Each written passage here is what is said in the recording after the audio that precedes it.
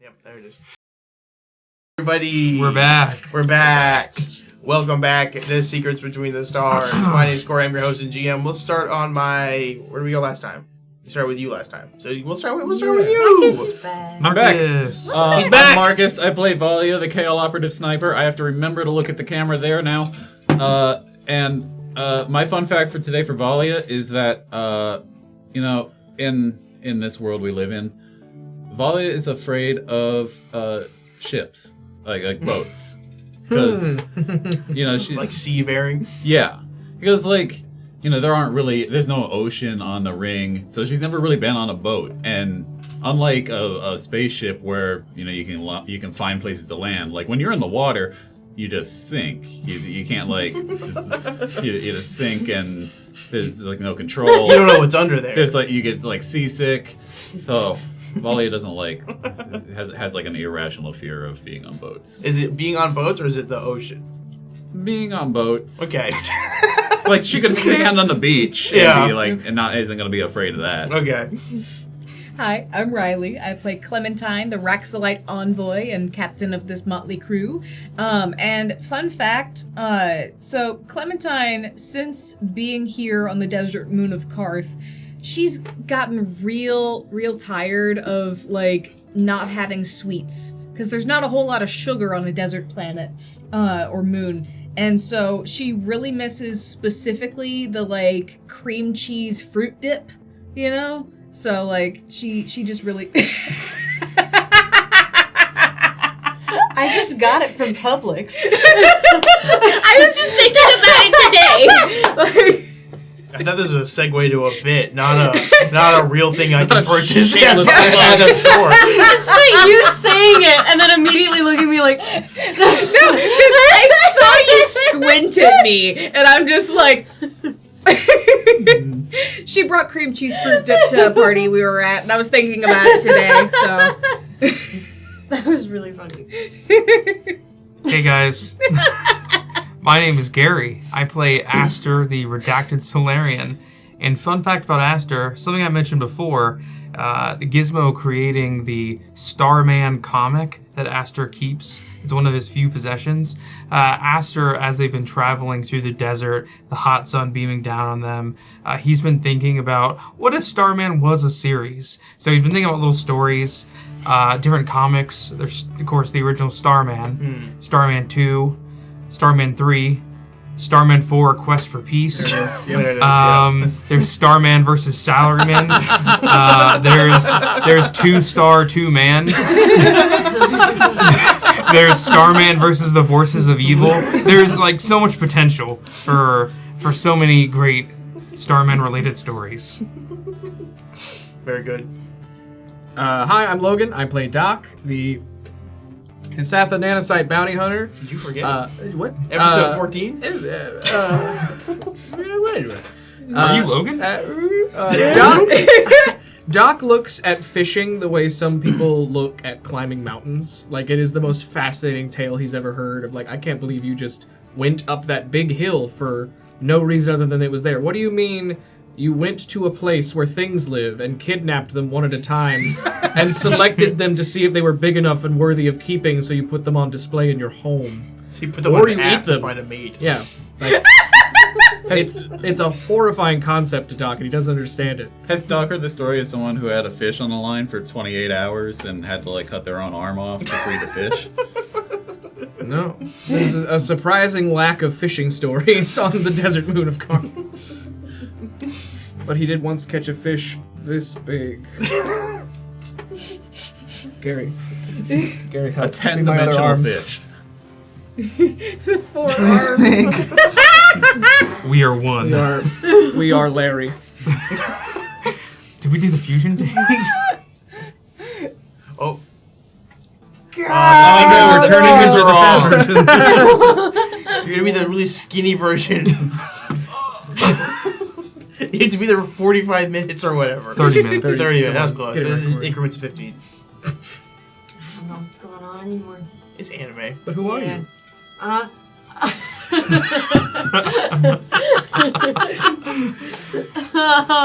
I'm Sully, and I play Chick. the galaxy's favorite little robot. Fun fact about Chip, this is something that just about everybody who's been watching from the beginning will know, is just that Chip doesn't actually have a name.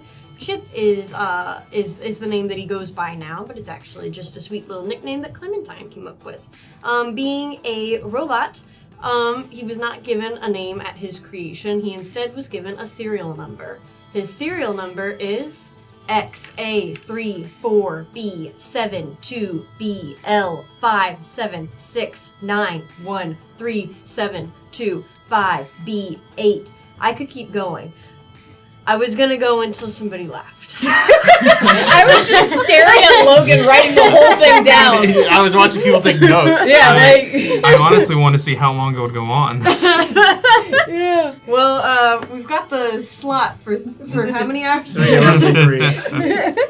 Like, I was just staring in wonder because he was like just two characters behind me the whole time, and I'm just like, that's amazing. Stenography. My name's Corey, I'm your host and GM. My fun fact is that Astro Baby is a really good manga you should read. It's about aliens coming there, shapeshifters, to take over the planet in like a Russian-style country. As one boy's has the one alien that wants to help humanity and is trying to rid itself of these foreign bodies. Good manga. I recommend it. Let's get into the episode. Last week. Oh, what a hell of an episode last week was, huh? Well, I started by fighting Nosferatu, the actual real Nosferatu. He summoned a horde of skeletons, and Doc said, I quote, "I'm so excited to punch these skeletons." And then he did punch these skeletons really hard. There he is. Nosferatu did, unfortunately, get away after the best efforts of the party. After wandering this desert moon for a few more days, the party stumbled upon a couple other things. There was a man made of blue skeleton that came out and had black hole abilities, it seemed like, to try to kill them. And the biggest thing, the elephant in the room, is this phone that was sitting on at the bottom of a hill. And anytime anyone answered it, they were told, go find the Nazi base at the bottom of the hill by jumping off of it.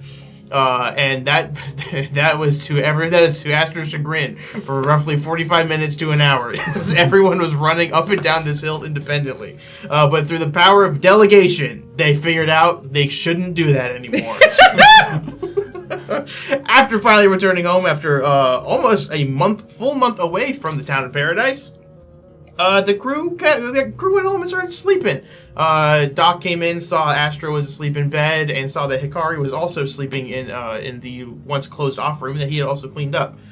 Clem went over to the bar to just get a drink and say hi to Henry. And afterwards came over a little drunk, talked to Doc. I almost said Logan. You talked to Doc, not my friend Logan. Talked to Doc about some guidance after he put you to bed drunkenly. We'll get to Astor in a minute. Chip and Pepper were able to catch up and see each other. And just Pepper gave Chip a bath because he was covered in just dried sand. And Chip was finally able to fall asleep for once.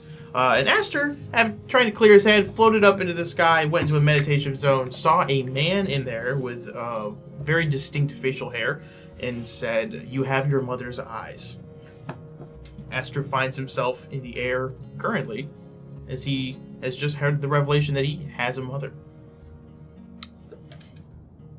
Where we left off, Astor was still... He had just caught himself from falling after being caught so off guard. He rights himself and looks back up to the stars and then shoots back down, flying towards paradise once more.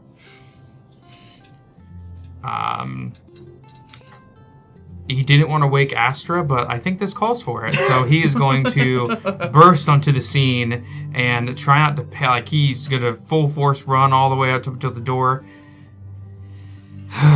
Take a deep breath and very gently wake her. Astra, hey. So, okay, you burst through the front door, yes. And then I'm gonna say Doc also would have heard this door slamming open in his house. And I'm also there. Astro wakes up a little bit and just goes, hey.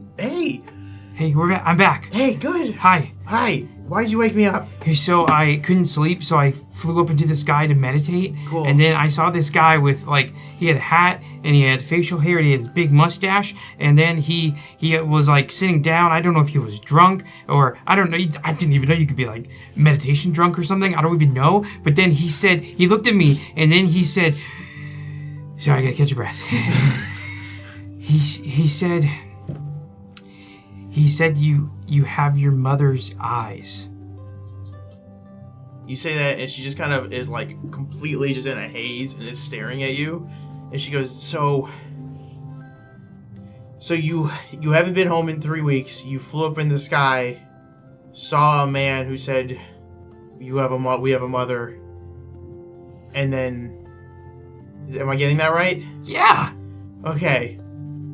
Are you sure that was real and not just that you've been in the desert for 3 weeks?"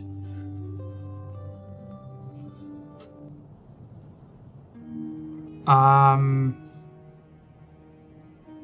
it was real, because then I couldn't meditate, like, in my room, but then, so I just flew up and, like, kind of, it was quiet, it was peaceful, and I finally got to that space. I know, like, the meditation stuff has always been a little difficult for you, but, like, I really felt it out, and then, like, there's never been anyone really in that space, but then I saw the guy, and then that's what he said, and then it has to be real. She kind of starts sitting up, and she goes, I don't know, Aster. I'm pretty sure we were grown in a lab. I don't think, you remember, there was a lot of kids like us. And she points at the little orb. She goes, there's a lot of us. There's no way she's the mother of all of us? That doesn't make sense. Well, I don't know. I didn't think, like, all those kids looked different than us, but we were the only, like, twins, and I never knew if we had parents or what but we have a mom. And she laughs and she goes, okay, I love you and I love that you're excited, but I don't believe it. Like, you've been gone for so long, you have to be exhausted and fallen asleep for a moment or something. There's no way we have a mom.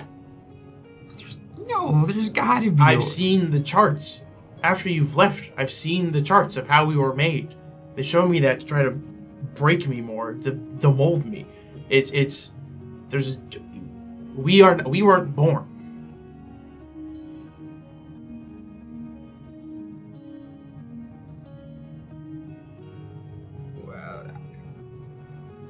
I mean, to be fair, they could have lied to you. I guess they could have, but they'd have no reason to lie about that. It would just be they could have lied to me, I guess. But I don't believe that was a lie. But just think about how nice it is, and I get real close to her face, and I'm like, your eyes and my eyes, I only ever thought they were just ours, but then they could also be someone else's, and wouldn't it be so nice to have a mom somewhere? And she kind of pushes you back a little bit. She goes, it would be nice, but I can't get my hopes up for something like that off of something that could have so easily been a mirage or a fever dream. Listen, I know I've been out in there, and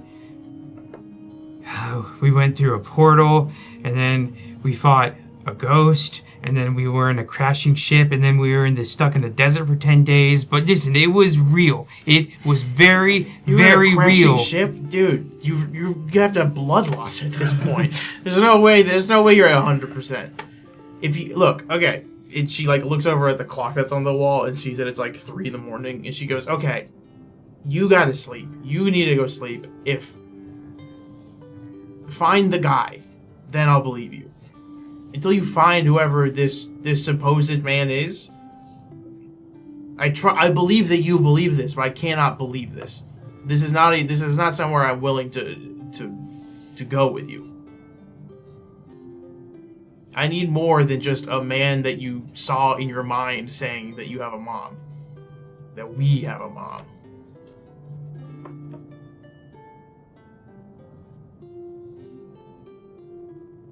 All right, I will. Okay. And then she grabs you up by your arms and she goes, I'm glad you're back and I'm glad you're safe. I'm sorry, it's a weird argument immediately when you get back. But also, she hugs you and she goes, I'm gonna go back to sleep now. Okay. Please get some sleep. Yeah. Okay. You can close the door and she turns over and just kind of rolls over in bed. All right, love you too.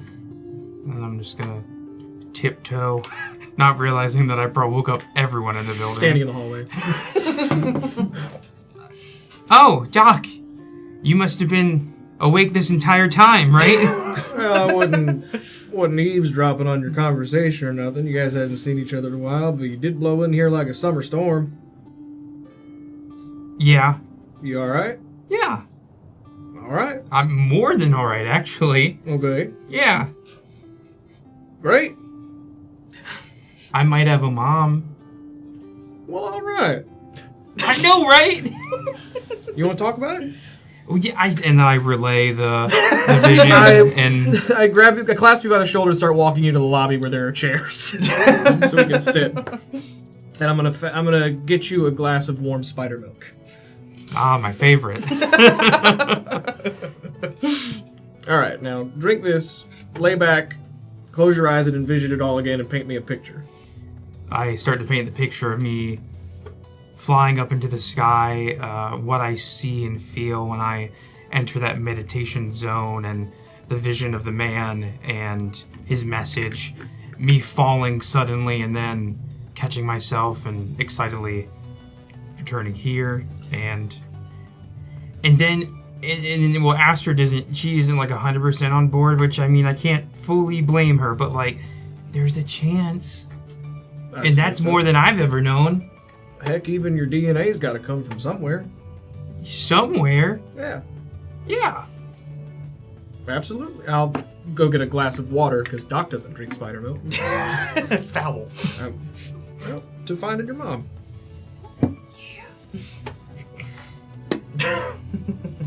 Spider milk. He says that out loud. Why don't you kick your feet up and I'll tell you the story. I'm also just trying to lull him to sleep. Just old man rambling again. Yep. Astrid's out in 2 seconds. And with him asleep, I'll once again check on Aster, check on Hikari, check on Clem. And the Doc just takes a folded sheet and sits in one of the lobbies, chair in the lobby. You knock out. Finally, after a very long night, everyone finally goes to sleep. Valia. The next morning comes and you wake up. You've been home for like a day now. You spent the last 10 days being dragged around, beaten up, and kind of made the fool of out of 2 spiders that were just spooked by 1 scorpion. When Valia wakes up, she's still noticeably sunburned and like, still covered in like scrapes and bruises that have healed a little bit, but are still definitely visible from several days of wandering the desert alone. She's made it back and slept for probably at least 19 hours straight as soon as she got home, and isn't even aware anybody else has gotten back yet. She survived by, well, she was basically knocked out after being dragged around by the spiders. She hit her head and on a rock as they were being dragged along, woke up still being dragged who knows how many hours later, but clearly in the middle of the desert, and at that point she and the spiders were lost, and it was up to using survivalism skills to try to find a way back to paradise. Unfortunately, during that time, she did develop a taste for warm spider milk, as there was not much else to live upon during that time. She affectionately named one of the spiders Chicago. And luckily, she started to recognize some of the surroundings and eventually made it back to paradise. What's the other spider's name? Lincoln Desert. Lincoln Desert in Chicago. When you get back, do you like board them or do you let them go free? What's your relation with Lincoln Desert and Chicago?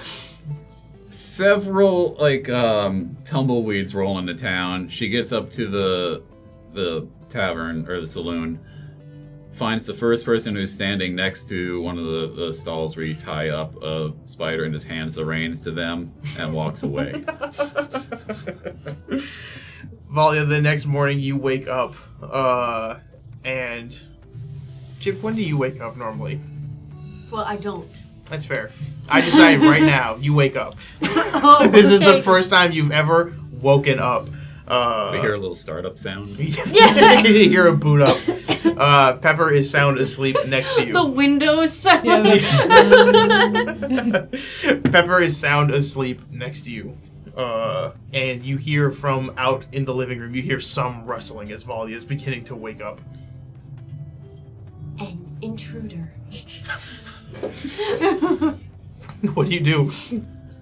I will quietly, to the best of my ability, get out of bed. But first I'll kind of, I'll head towards the door, and then I'll kind of turn around a little bit, and I'll just kind of look at Pepper for a minute.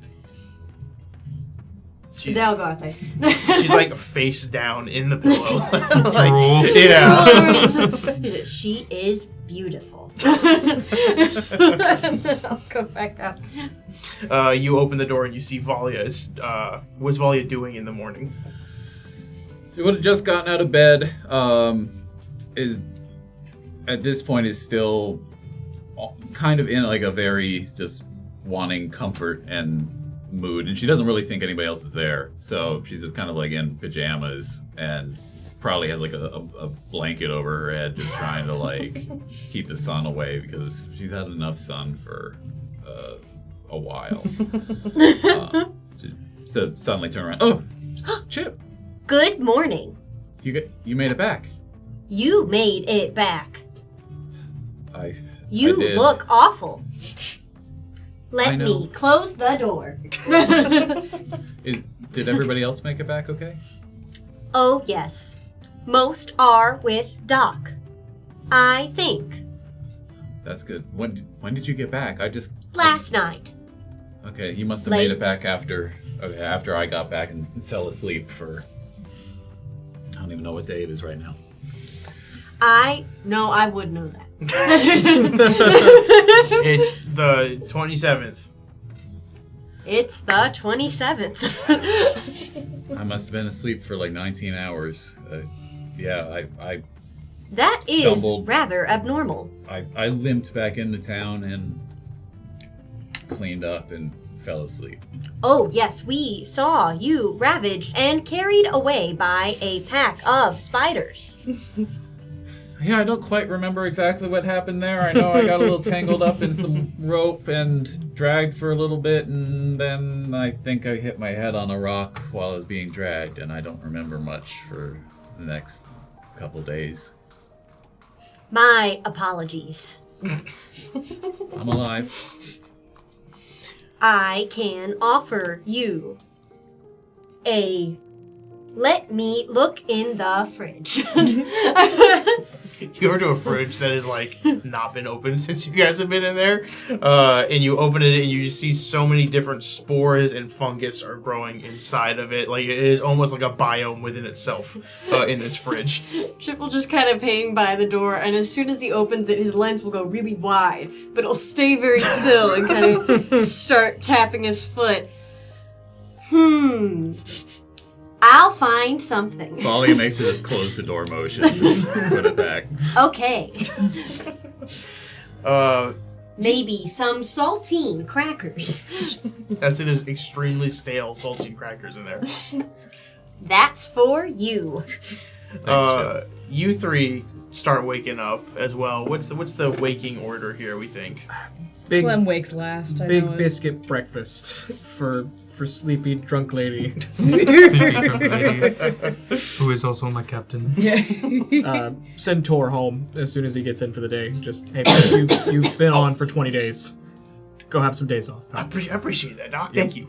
Good to see you. Except for they Good keep seeing you. half horse, half man. As you go over to get the breakfast for Clem, you see Henry is opening the bar, and he goes, "Oh, Doc, you're back. Morning, Henry. How was your little trip?"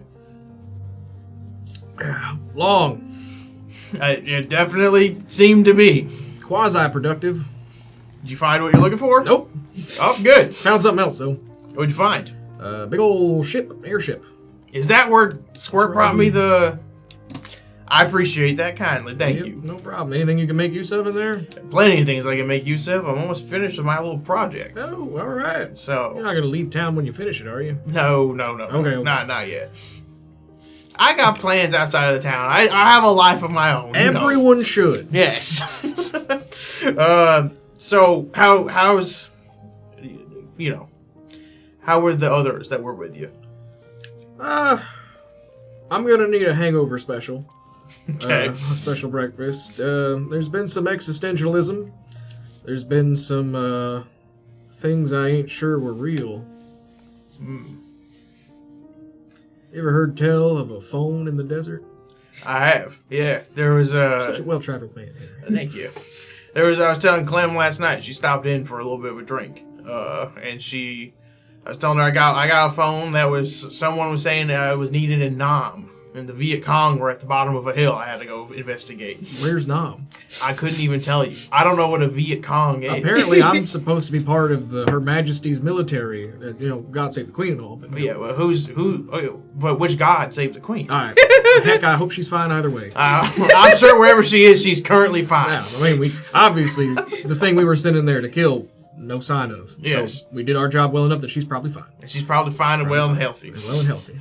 So how were they character-wise? Now that you've spent a good amount of time with them, do you trust them? I do believe when they say they were framed. That's a good start. That's a good start. Have you ever been to the ring, Henry? No, I was lived off planet for a minute, and before I ended up here, I never actually made it to the ring. It's gotta be some kind of just awful place where you're always on guard or something's trying to experiment on you or kidnap you or something. From what I told, there's an equal amount of that as much as there is good there too. There's things to do, there's sights to see, there's families that live, people will live and die their whole lives there completely happy and content. Same as us here, really. That's fair. I reckon they've never had a reason.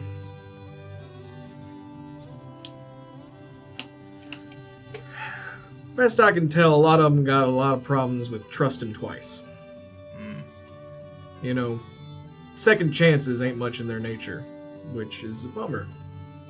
But that Astor fella, I think he's headed in the right direction for that. I seen him show a little mercy to some horrifying undead machine man monster made out of lightning and summoning black holes. Had me pinned down something fierce. Well, I haven't seen that one, but sounds right. We ran into these folk that were all covered in bandages and blindfolds and wandering about the desert. But, I don't know about those, but I don't know. I think they've been running and gunning so long they forgot what it's like to just sit and talk. I don't mind being an ear. Well, if you trust them, then I trust them. I think I do. The ones that were left behind did pretty well. It was Astra and Pepper and the loud one, the swords. Hikari.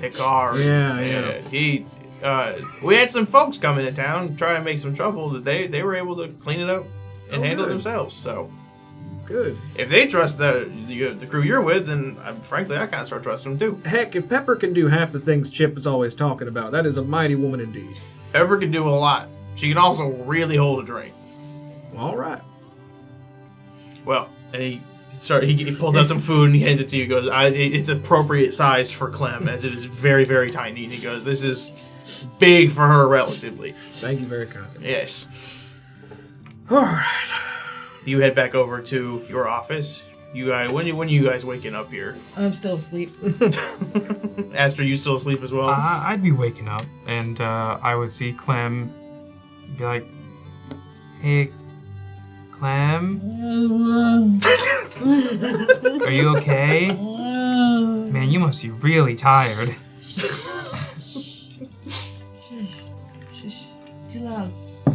Too loud. You see, must be really tired. Astra walks around the corner. You see she's got like a towel. Like she just took a shower and she has some clothes on. And she just walks up and she goes, "Oh, hey, you stayed the night over here?" Yeah. Oh, okay. Is she tired? Really tired. Oh, you know what helps when you're tired? Yeah. Is when you hear something really loud. Like an alarm clock, you know? Check this out. She gets right up to Clem's ear and just goes, No! Get out of here! Doc runs quicker to the medical facility as a patient has screamed. I just imagine you're holding like a tray of food with 2 arms, but then your other arms are talking around. You come in, you see, I assume Clem on the ground. Yeah, just.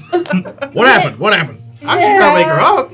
She's really tired, so we have to be really loud to wake her. Yeah. Y'all, she's hungover. Oh, I've never been that. Valia barges in. Is everybody okay? I heard screaming. Valia!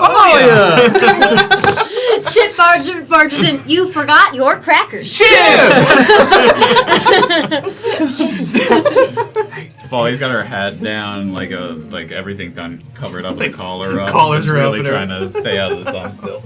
Clem, Doc will walk over, move a little table next to a chair, open the window to let in some sunlight like a crack.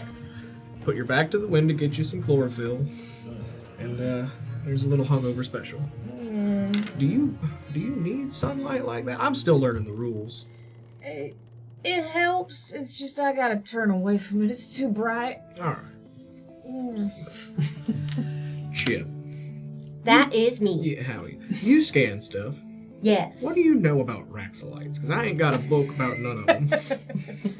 Pull the Raxalites up. I have some knowledge. I can... Let me just...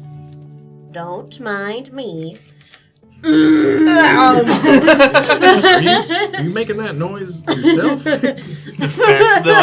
The copy light goes up and down the screen.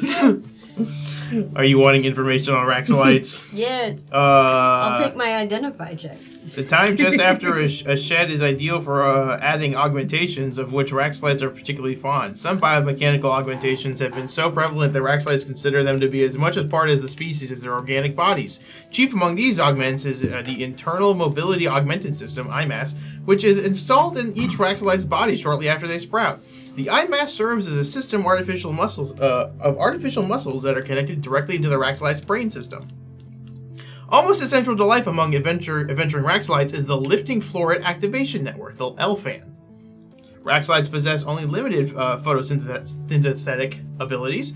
Basking drives some starch production, but mostly sunlight helps Raxalites' bodies manufacture a wide variety of vitamins, proteins, and other non-carbohydrate nutrients essential to good health. For most of their energy, Raxalites need to eat. Their diet is predominantly vegetarian, with a small smattering of diverse soils ingested and secure key nutrients. Raxalites can't digest meat, dairy, eggs, and related products, yet these foods are considered curiosities rather than staples. In times of nutritional stress, a Raxalite can drive their legs into rich soil and take root, growing a shallow system of rhizomes and entering a state of photosynthetic torpor in which they're barely cognizant of their surroundings.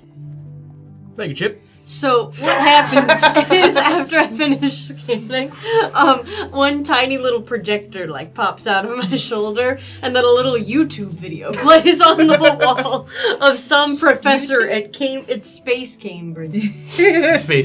Spambridge.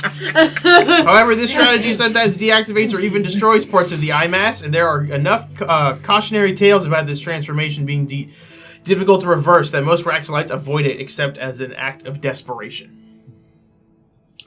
Doc staring at the projection while 2 arms are going at a piece of paper. Like, all right. Well, Spelled it wrong. That is the final review for their quarterly exam. All right, I will leave these notes for Tor. seems like a problem needing fertile soil in a desert. Yeah. So you guys have a day. You guys got a full day here to kind of do whatever you want and explore and kind of rest up if needed. So I'm gonna ask: does anyone have anything they want to do today? Absolutely. I have a wizard to see. All right.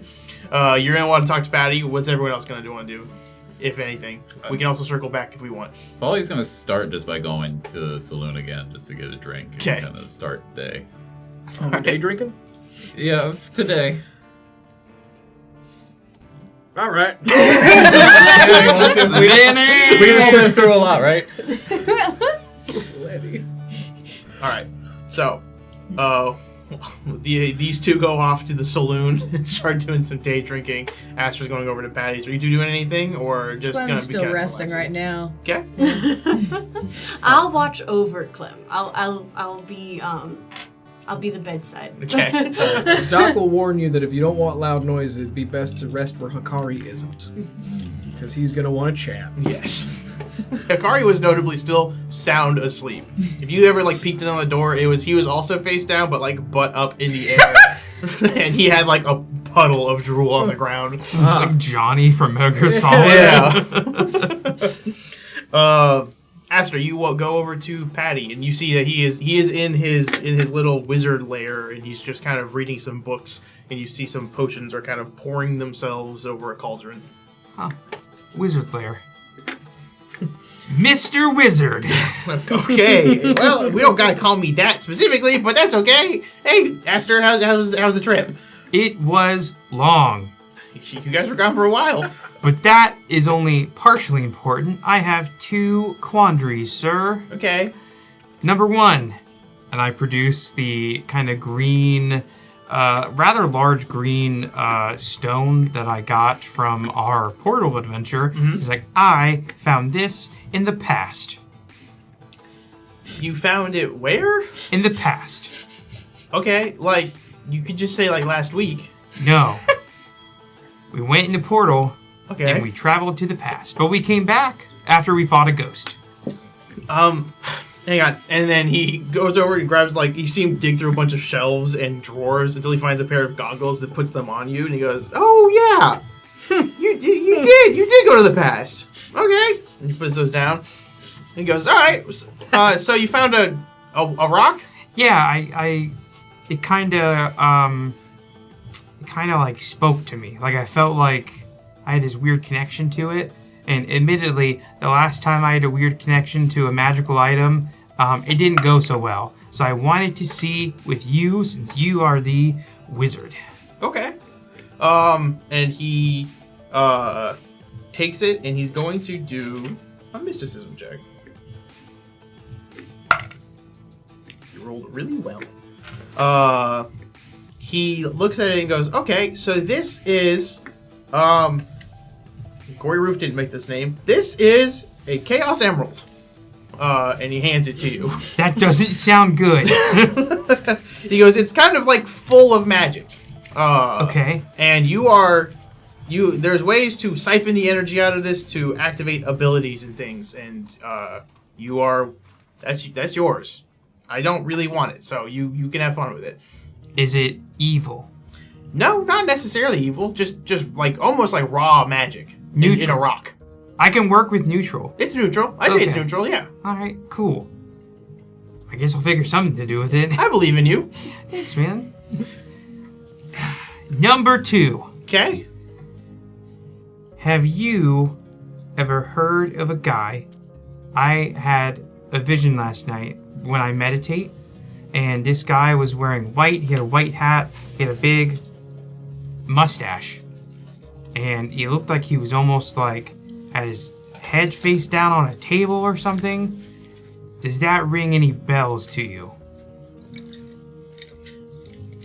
He had a mustache, white hair, and was on a bar. Or like a table? Yes. I mean, that's a lot of like old people. Well, like any magic old people. None that I would know of. Is the like? Does he have? What's recognizable about him besides just like having white hair? Oh, the hat. He points at his wizard hat. Just yeah. Well, his was more like a kind of like what Doc wears, but white. Okay. So like standard hat but white.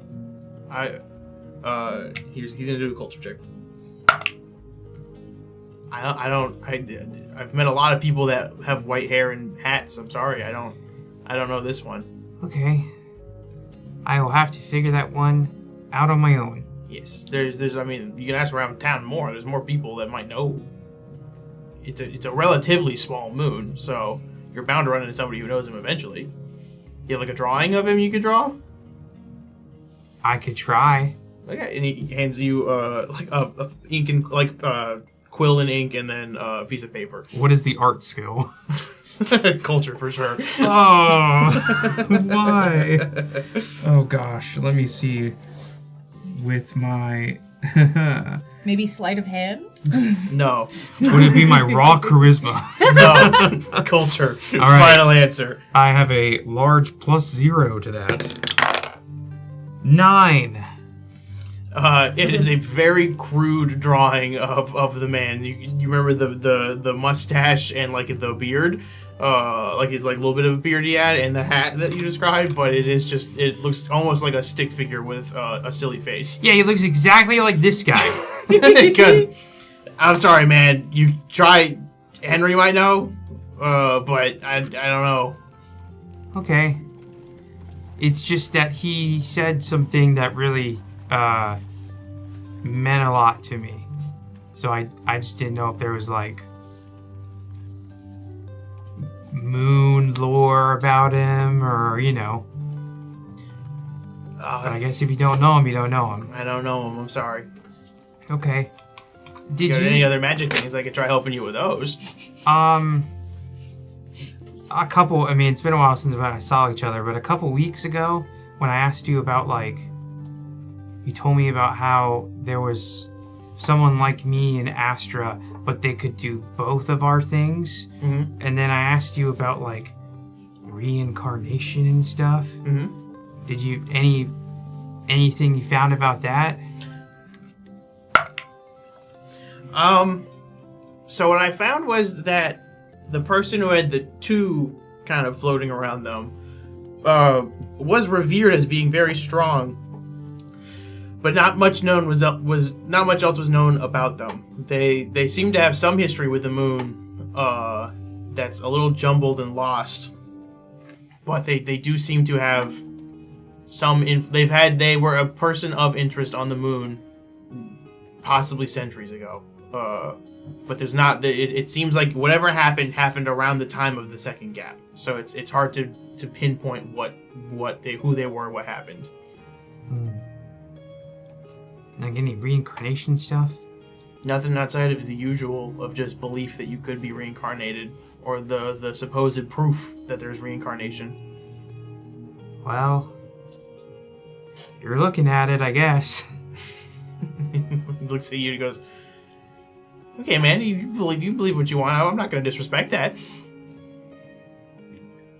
Okay, well, thanks, Patty. I really appreciate. You're the most magical person second most magical person I've ever met. So I'm going to take that as not an insult, and thank you. He goes back to reading his book that he was reading before. Okay, have fun in your wizard lair. Thanks. Chip, as you and Clem are sitting in Doc's office, after a little while, Pepper knocks on the door and comes in, and she sees the two of you, and she goes, "Oh, there you are." Hello. Hey. Oh, hey. Feeling a little hungover? Yeah. Clementine is hungover. Yeah, that's rough. The egg with some hot sauce, salt, pepper, that tends to help a little bit. Spider milk in there also gives it kind of a jump that you don't really expect. So, Doc brought me some concoction. I don't know if it's got all that in there, but it's helping. that's good. It is disgusting. Did you try it? No. Okay.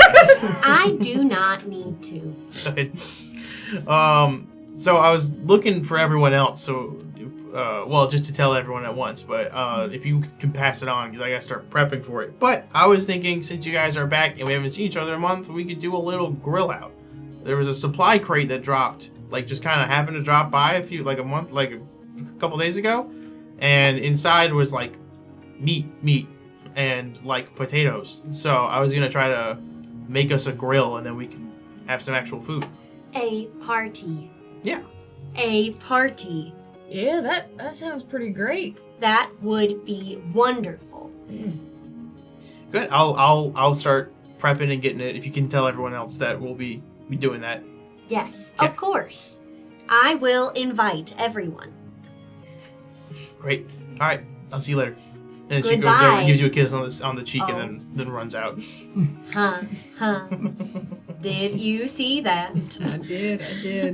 It You two are pretty happened cute again. together.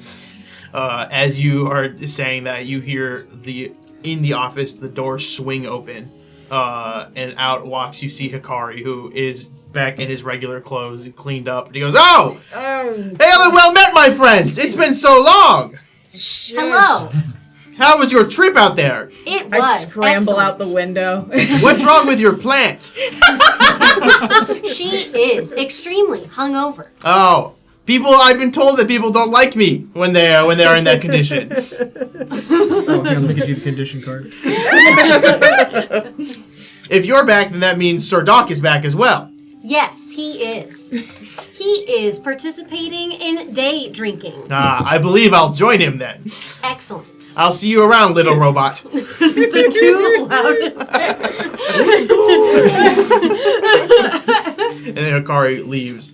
Before he enters, you two are day drinking. What are you guys doing while day drinking? So Valia has ordered a double, spider milk latte. So double shot of espresso, double spider milk, and double shot of whiskey, all in one. And she's very Crazy. quickly consuming that. Henry goes, "Oh my god." Doc's sipping. Doc is not shooting, he's sipping. Gotta do this all day. But Valia is prepping herself because she's probably going to go out to talk to one of the spider farmers to try to see if she can convince one of them to relay some tips on how to better control spiders and how to wrangle them, ride them, and learn some general skills that might be useful if she's ever in a circumstance again where she needs to control a spider. Oh, he just goes, "You're all right, girl." As you're contemplating doing that, you hear the saloon doors open, and then Hikari goes, "Oh, Sir Doc, and the quiet one." She waves. Gentlemen and woman, how are you doing today? As he sits down right next to you, Doc. I'm alright. We're surviving. Excellent. Can I get your name once more? Valia. Valia, you look horrible. I know. I'm sorry about that. You didn't do it this time. Hey, you know what? I wouldn't do it again. Appreciate that. Doc, I thank you so much for allowing me to stay in your house. Of course. How was your journey? Did you find my former employer? Yeah, we did. And did you find him well? At first. Is he dead? Assumedly. A shame. Wouldn't know, honestly. We fell into some kind of weird portal, went somewhere else, punched a ghost. When we came back through the portal, all we saw was the outline of his feet where an explosion had happened. Huh. Does he tend to explode? He does science, as far as I know, and that's always a threat with any circumstance, so Shoot, he could be anywhere then. he could be truly anywhere. I hope that he is well wherever he is. We crashed his ship, though. I hope he didn't have any relation or attachment to that then. I'd probably be a mite miffed if somebody crashed my airship. So. I'm just He seems an to have built it optimist. a lot. I'm just an optimist at heart, truly. But Heard y'all ran into some trouble while we were gone. Oh, there were some vagrants that would come into town, cause riffraff, try to become a tyrant of some kind at times, but me and Pepper and Astra all managed to handle them pretty swiftly. All right. Are they all dead? Yes. All right. But you hesitated there. Well, I had tried to allow them to live, but they kept insisting on fighting. So I had to properly put them down. At one point, they did put women and children in danger. So it was them or the women and children. I'm glad you killed them. Thank you. I'm not happy to spill blood, but I'm glad the others are safe. Did you ever run into any of your former employer's other associates? And I will describe the man that came to my office and threatened me. And he goes, I do not know that man. He sounds imposing, to say the least, but I've not run into him at any point. All right. Had you mentioned that to us before? Over the table? Yeah, and that was we've all had a long day conversation. Right, okay. When you had your spider bite, I had that happen. Chip got visited by the Baylor. Whole day. Fun day. Whole day. You got beat up by Pepper. You and Pepper beat each other up. Mutually. Mutual beating. And now we're back. Well, I'm glad you're back. Thank you for allowing me to stay in your place. I cleaned it up as best as I could, but I do believe it is time for me to take my leave. Where are you headed next? I don't know. There's a philosophy that I follow. It's based off of some beliefs out there, where you just end up wherever your destiny is supposed to be. Something about intent and turning a blind eye and whatnot. Have you picked your direction yet? Nope. How about that way? I believe that's my destiny then. And he pats you on the back and goes, "Thank you, my friend." Till next time, Akari. Thank you. And he starts leaving, heading out towards town. Or towards the direction that you pointed in. So, Doc, did you, was your trip back okay? Sorry, I kind of got dragged away, literally. That's all right. You're not hiding any more secret injuries, are you? Scraped up, but I don't think anything that would be unusual. Okay. Well, Doc will go into detail about the many odd things we encountered, and how the best day was when nothing happened. That part I can agree with. I almost fell into a spike pit. Correction, I fell into a spike pit and almost was impaled. Well, I'm glad you're all back in one piece as far as I can tell. I said it. And I'm sorry I got pulled away and couldn't be there to further assist and make sure nothing else happened. I think Hikari would call that destiny. Glad we're back. Cheers. Cheers. Clem's gonna slowly make her way in. She's like, I'm gonna get some hair of the dog. Did you finish your breakfast? No, she did not. Carrying the tray in behind her. Finish the breakfast and then the first drink's on me. You can't drink without anything in your system. Well, wait. Valia, Here comes the spare plane. Valia, Here comes the Zeppelin. being familiar with hangovers, it's like, and plants. Has anybody offered her water yet? I got her some sunlight this morning. Can I get a large water? Yeah, I got you. A regular large. Yeah, not you get to a size. regular sized cup. Drink all of it. All right. Give me a straw. He gives you one very swirly straw. Nice. The day passes. Everyone kind of goes about and does their business. Valia learns how to handle spiders a little better. Yeehaw. As the night comes, Chip, did you tell everyone? I invite every person that we pass by to the party. A supply crate just showed up? I have no further information. Yes. Is that normal? There's things that fall from the sky fairly often. It's just things that get stuck into the atmosphere. This just seemed to be a crate from what you've heard, but it could be something that felt like part of a ship that was crashing and then part of that fell out. Cool. a crate full of potatoes and raw, unrefrigerated meat for our party. Wahoo! Guess we better cook it quick then. You guys get to the party. You go to the back of your house, and you see that she has made a like small fire pit with a grate over it. So she's like constructed her own grill. You see a small table that she's also just kind of taken from like loose boards laying around. And there's a bowl, and it looks like she made a bowl of potato salad. And there's two separate bowls of potato salad. And she sees everyone, goes, "Welcome! We're here! Welcome back! I've been learning how to grill since you guys have been gone, and I'm fine at it so far."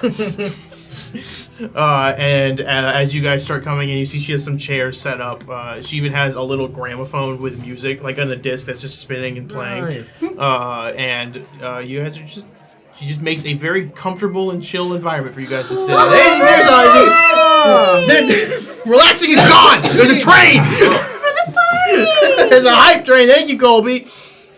One more time for everyone at home. We do this once a week, but I'm gonna remind you just in case you still forgot. Hype train's work is whatever level the hype train ends at is how many hero points we will be giving out. Everyone, including me, because I've got the bandwidth. We will be rolling for whoever 2 get the highest will get a hero point. If we get to level 3, then 3 get the highest. So on and so forth. Don't call out my stutter. I did. Oh my gosh. So thank you so much for the hype train. If you want to support the show even further, keep that hype train going. Anyway, you guys hear a train in the distance. As it goes, boop, boop. Y'all got rails here? There is a ghost train. Ghost train buried the lead, Corey. I'll wander into the desert right now. I can't deal with more ghosts. There's a ghost train? Wally wants to see that too. Crazy thing is And it on the the train ghost of a is one train black or is it a train full of ghosts? Some say both. A lot say neither. The ghost of a train that ate a bunch of other ghosts and their passengers. Why am I saying this? I'm making myself scared. Turned Italian. Look at myself scared. You see that Pepper is grilling the meat and everything, and she goes out and starts handing it to everyone. And she goes, "All right, I don't fully know what meat it is, but I do know it's a red meat of some kind. And I've grilled it a bit. It tastes pretty good. So I am sure it is delicious, right? It is delicious. Sure looks it to me. Looks delicious. Chip, can you identify the meat? It is synthetic cow meat." Synthetic beef. Real fake beef? I love it. She starts handing out all of it to everyone. Astra, what you notice is as she's handing out, on everyone's plate is like one full steak and then like a clump of potato salad. But what you notice is when she goes to get Astra's, she puts a steak there and then goes to the other bowl that's been untouched of potato salad, scoops it, puts it on that, and then hands it to Astra. And Astra goes, "Oh, thank you." So she just got potato salad from another bowl? Mm-hmm. The other bowl's still full. They're both full, but one is just, she got it from that one specifically for Astra, and then gave it to her. Okay. Is it? Do you notice? I will go inside and I will fetch an apron for Pepper, and just kind of like chase her down while she's up. So I'm be Stop, like, I'm next to fire. "Oh, Stop. hold on, there. Oh, There's my apologies. It's an open flame. Oh, this was meant to be sweet." Why does it say kick the cook? She goes, thank you, honey. There you go. Thank And you. I can tie it to. She goes, "Thank you, sweetie." That is all. She gives you a kiss on the Wait, cheek. I'm back. You're doing great. Thank you. Here. She hands you a plate. Do you want to serve everybody? I can help. Perfect. I will do that. Thank you. While they're talking, I'm going to look to Astra and be like, "Mine looks a little fun. Can we trade?" Sure, if you want. We swap plates. Yeah. And I'm going to get up and walk over to Pepper. Yeah. "Hey, Pepper. Hi, Chip. Hey, Hello. how's it going? It's going good. What a great party. Yes, it's really great that you put this on." She's going to look at your plate and go, "Oh, you haven't really eaten much yet." And then she'll see the potato salad, and she goes, "Oh, that was Astra's, wasn't it?" Yeah, mine just looked a little funky, so I Oh, swapped do you with not her. like mustard too? She didn't like mustard that much, so I didn't put any in this one. Oh, I can go get you another plate if you want. sure. Okay. And she'll walk over to Astra and go, "I'm gonna take this, but I'll be right back." And Astra's like, "Oh, okay, it's fine, I guess." And you see she kind of slides it off into the other bowl, then scoops up the one without mustard and puts it in, and then goes and hands it back to Astra. Thank you. It's okay. I don't like mustard either. I don't think. You never know until you try. I don't know. Pepper comes back with 2 plates, and she goes, "Which one do you think has mustard?"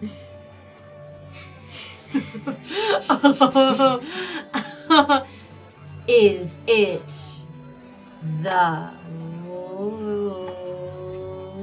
right? And she goes, "Only one way to find out." And she drops it, 1 plate, and then just gets a spoon and goes, "Eat it." Okay. It has mustard. Okay. That's a hype train that's ended. Hype train. Woo! Everyone roll a d20.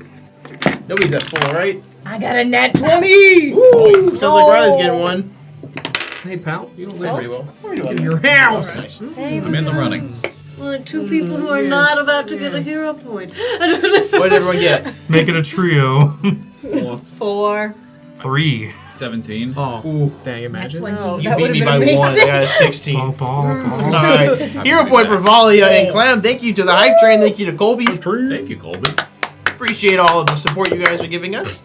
To your left, Sully. On You're left. clapping like a seal.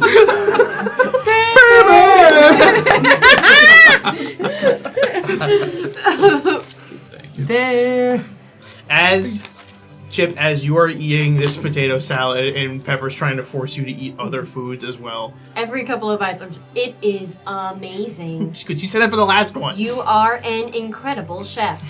Astra's still awkwardly standing there, so he just like looks and just kind of goes back to Astra. Third wheeling a cute couple so moment. talented in so many ways. Hey, Astra. You Astra. Hi. Yeah, hey. I was looking. Hey, I was looking at you. have you talked to Pepper at all? I mean, like a bit. Yeah, like just we helped each other out with people coming into town, and we just kind of just talked and hung out. Nothing crazy. Okay. Did she mention a conversation we had? No. Did you guys have a conversation? Should I be worried? Are we not cool with Pepper? Well, I think things are okay, relatively, Okay. because we talked about this before, but Callistar. Colby, hero point to make sure Logan gets at least 1 Happy B-Day Crav Lord. Happy B-Day Crav Lord. I don't know what that means. So once on a Tuesday show, I meant to say the word crab, but my big dumb hands typed CRAV instead. Oh. And to this day, my arch nemesis and best friend Colby has never let me live it down. Crab. Are you struggling with this a little bit? Okay. I saw like 6 windows pop up on my little monitor, and Arcade is leaning over to look at it. Hold the screen. Yes. I'm sorry. We interrupted your moment. So she goes, "Are we not cool with Pepper?" Well, you know, we talked about it, but, you know, the fall of Callistar. She kind of like, you see her face drop a little bit. She goes, "Oh, is it like with her brother and stuff?"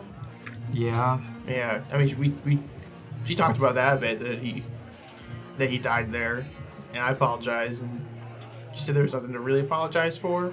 Oh, you talked about that. Yeah, a little bit. I mean, it was just kind of like, just asking about her family and stuff, and that came up.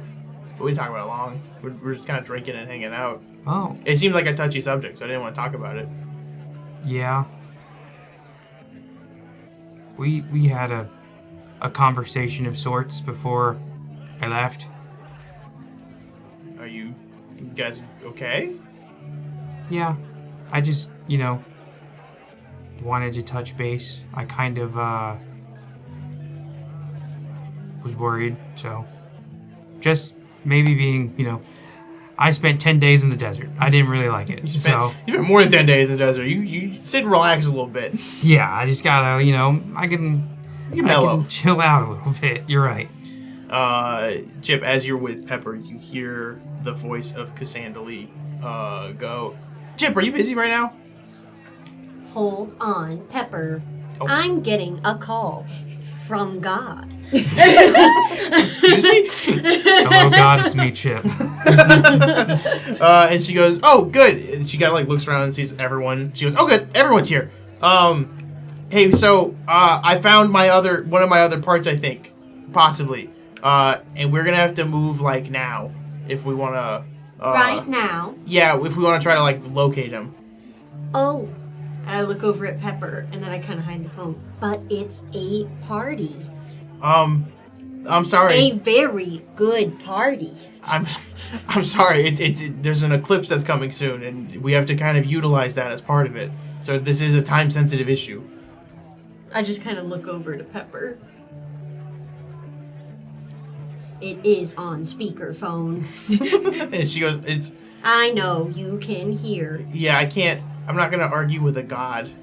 So Okay. I'll just leave leftovers for you guys. That's reasonable. Just know that if I could stay, I would. I appreciate that, baby. It is a wonderful party. Thank you. Can you see?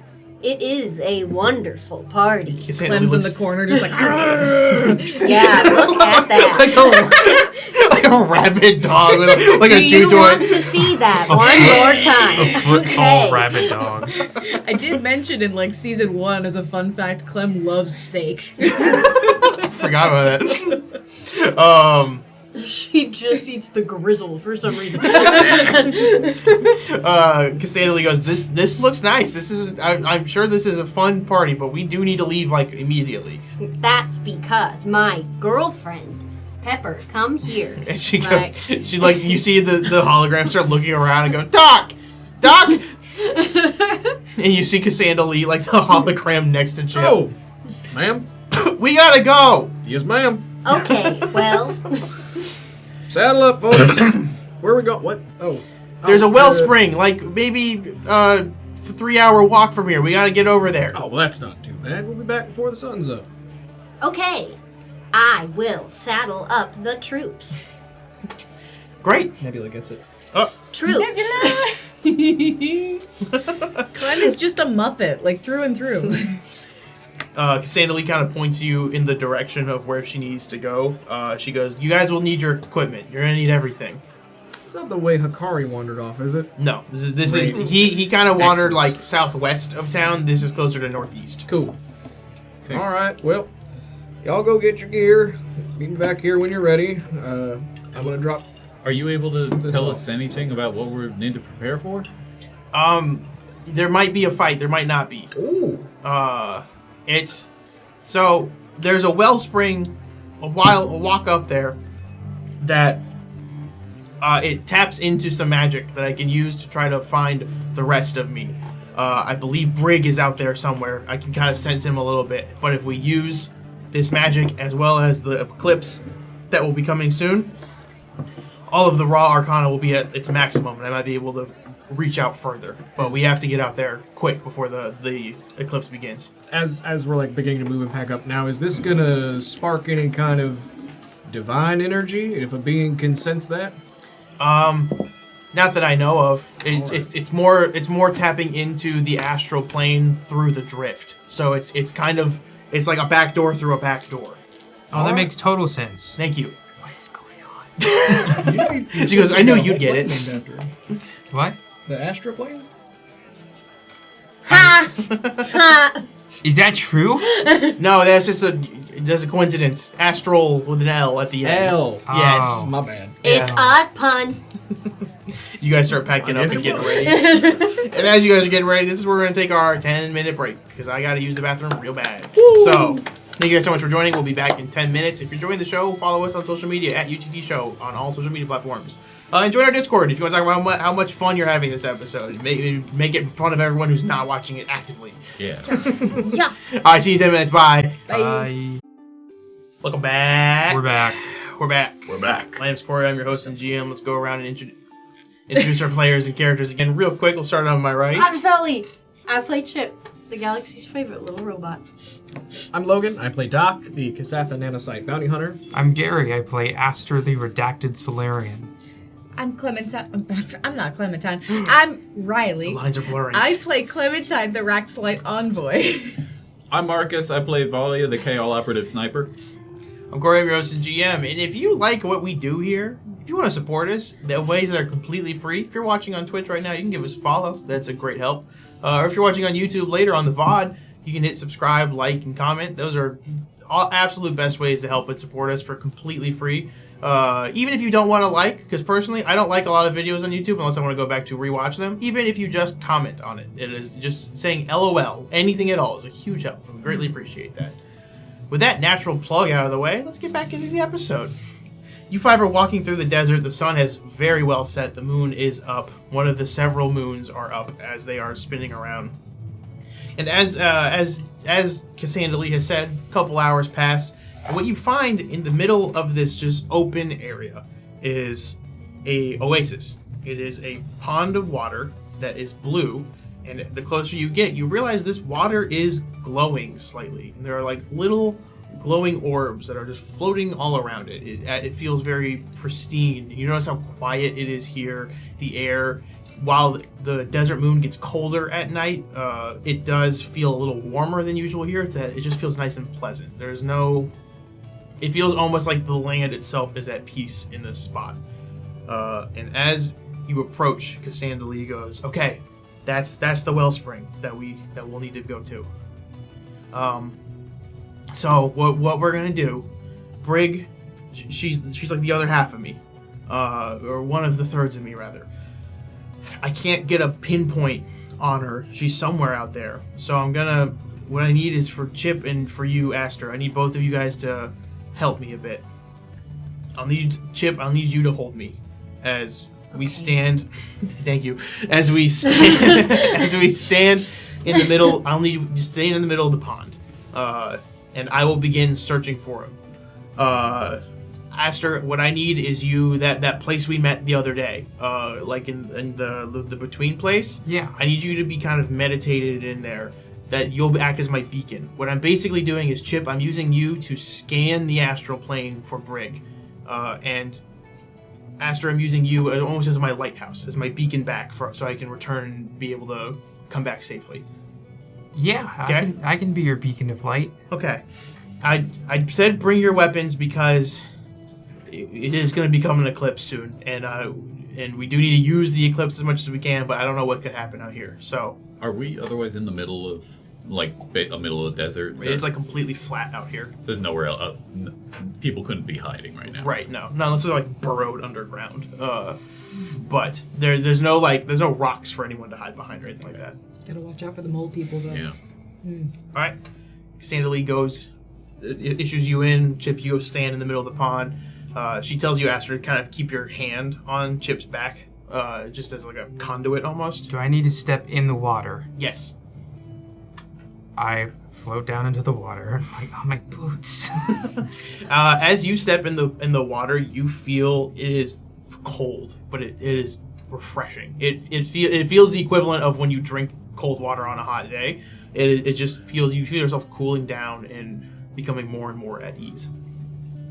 Cassandalee looks at you, Chip, and goes, "Okay, I'm gonna dive in now. So just kind of keep nope. Just kind of keep here." Oh, my bad. And try not to get interrupted as much as you can, okay? Okay. All right. And you see the hologram vanish, and that crystal in your hand glows blue, and then it begins kind of pulsing more and more. And after a moment of it being quiet, you notice the wind begins to pick up, and the water around Chip begins swirling ever so slightly. Oh, I'm getting sucked up. I gotcha. Don't worry. Oh no. So what I need is Chip. I need you to make me a computers check, Okay, good. and Aster, what I need is for you to make me a mysticism check.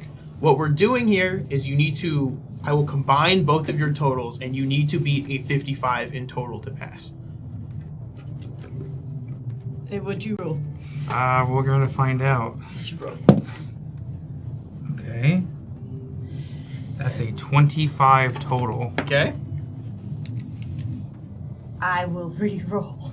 How bad do you need to reroll? How Just bad? a How bad little was it? bit. Okay. I misread your dice and thought it was a lot better.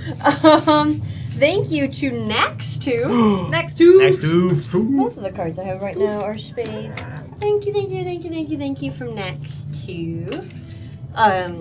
As Chip he starts to slowly lose his footing as the mud and sand gets slipperier, and it starts to cover up your feet when there's like tide or motion. He's just kind of starts marching to refocus himself.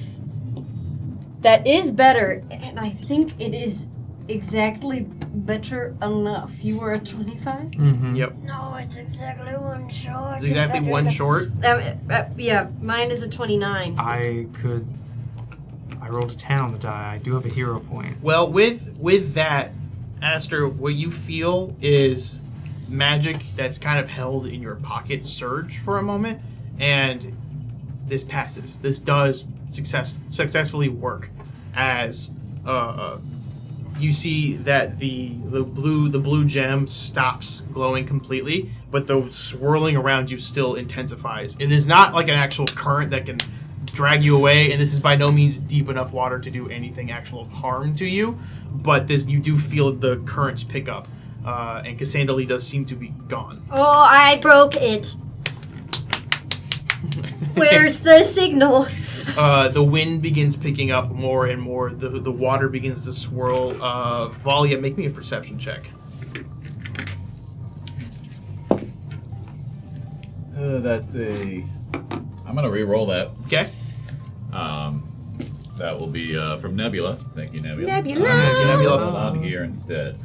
That's 4 times as good for a 29. 29 total.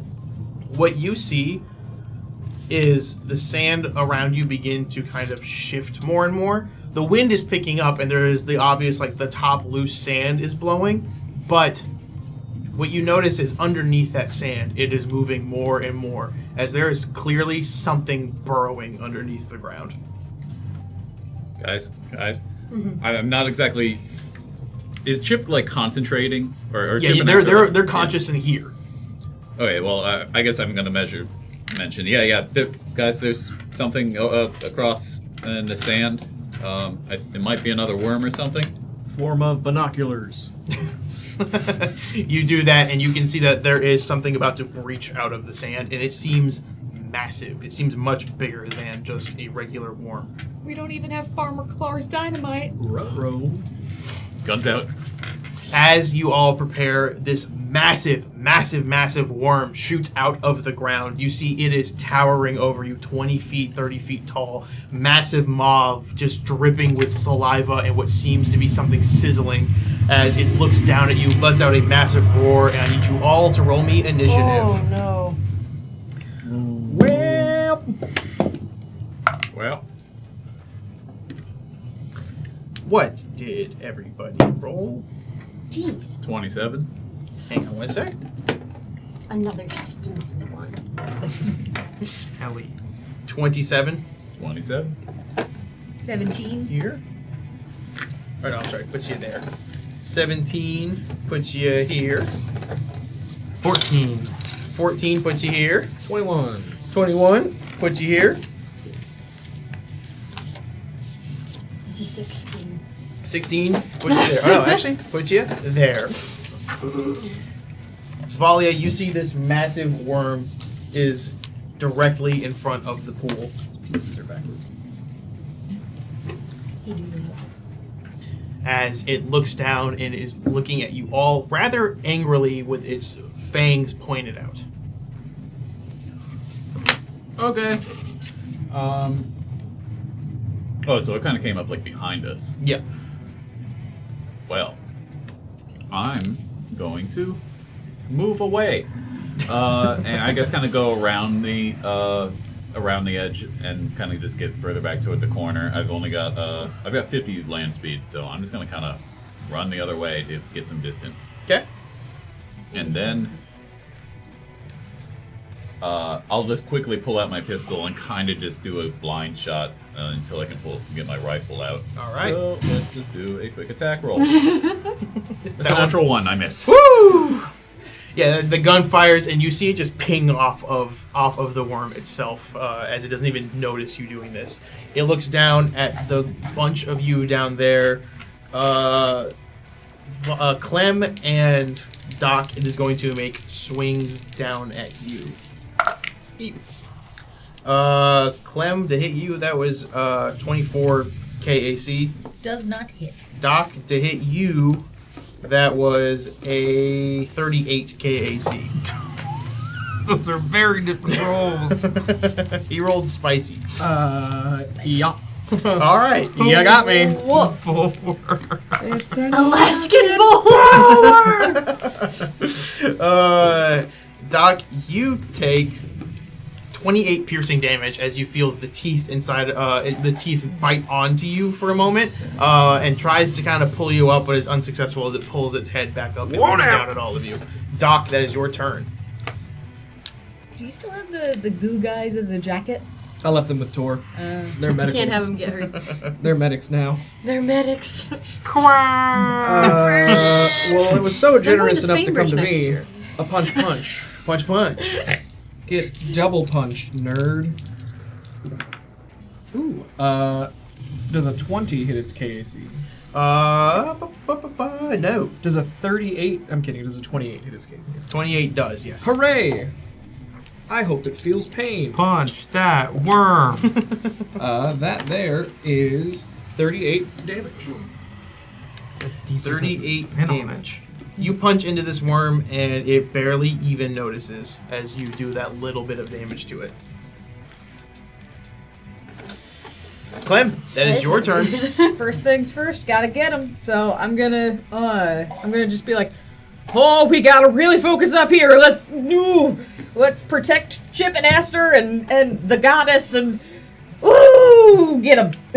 If there was ever a time to get him. And so +2 to attack roll and damage, and then I am going to move over towards the big tree on the upper left of that circle. Okay. Like behind the big tree? Yeah. I'm gonna put you here. I assume that's where. As you move, it is going to take an attack of opportunity down at you. It's not awesome, I'll tell you that. 26 to hit your KAC. It misses. Ha ha ha. It tries to bite down, but gets stuck on the tree with its mouth open as it almost gets you, and then pulls itself back up. And I am going to do covering fire for Doc. Ooh. Okay, that is a 16 on the die. It passes the DC 15.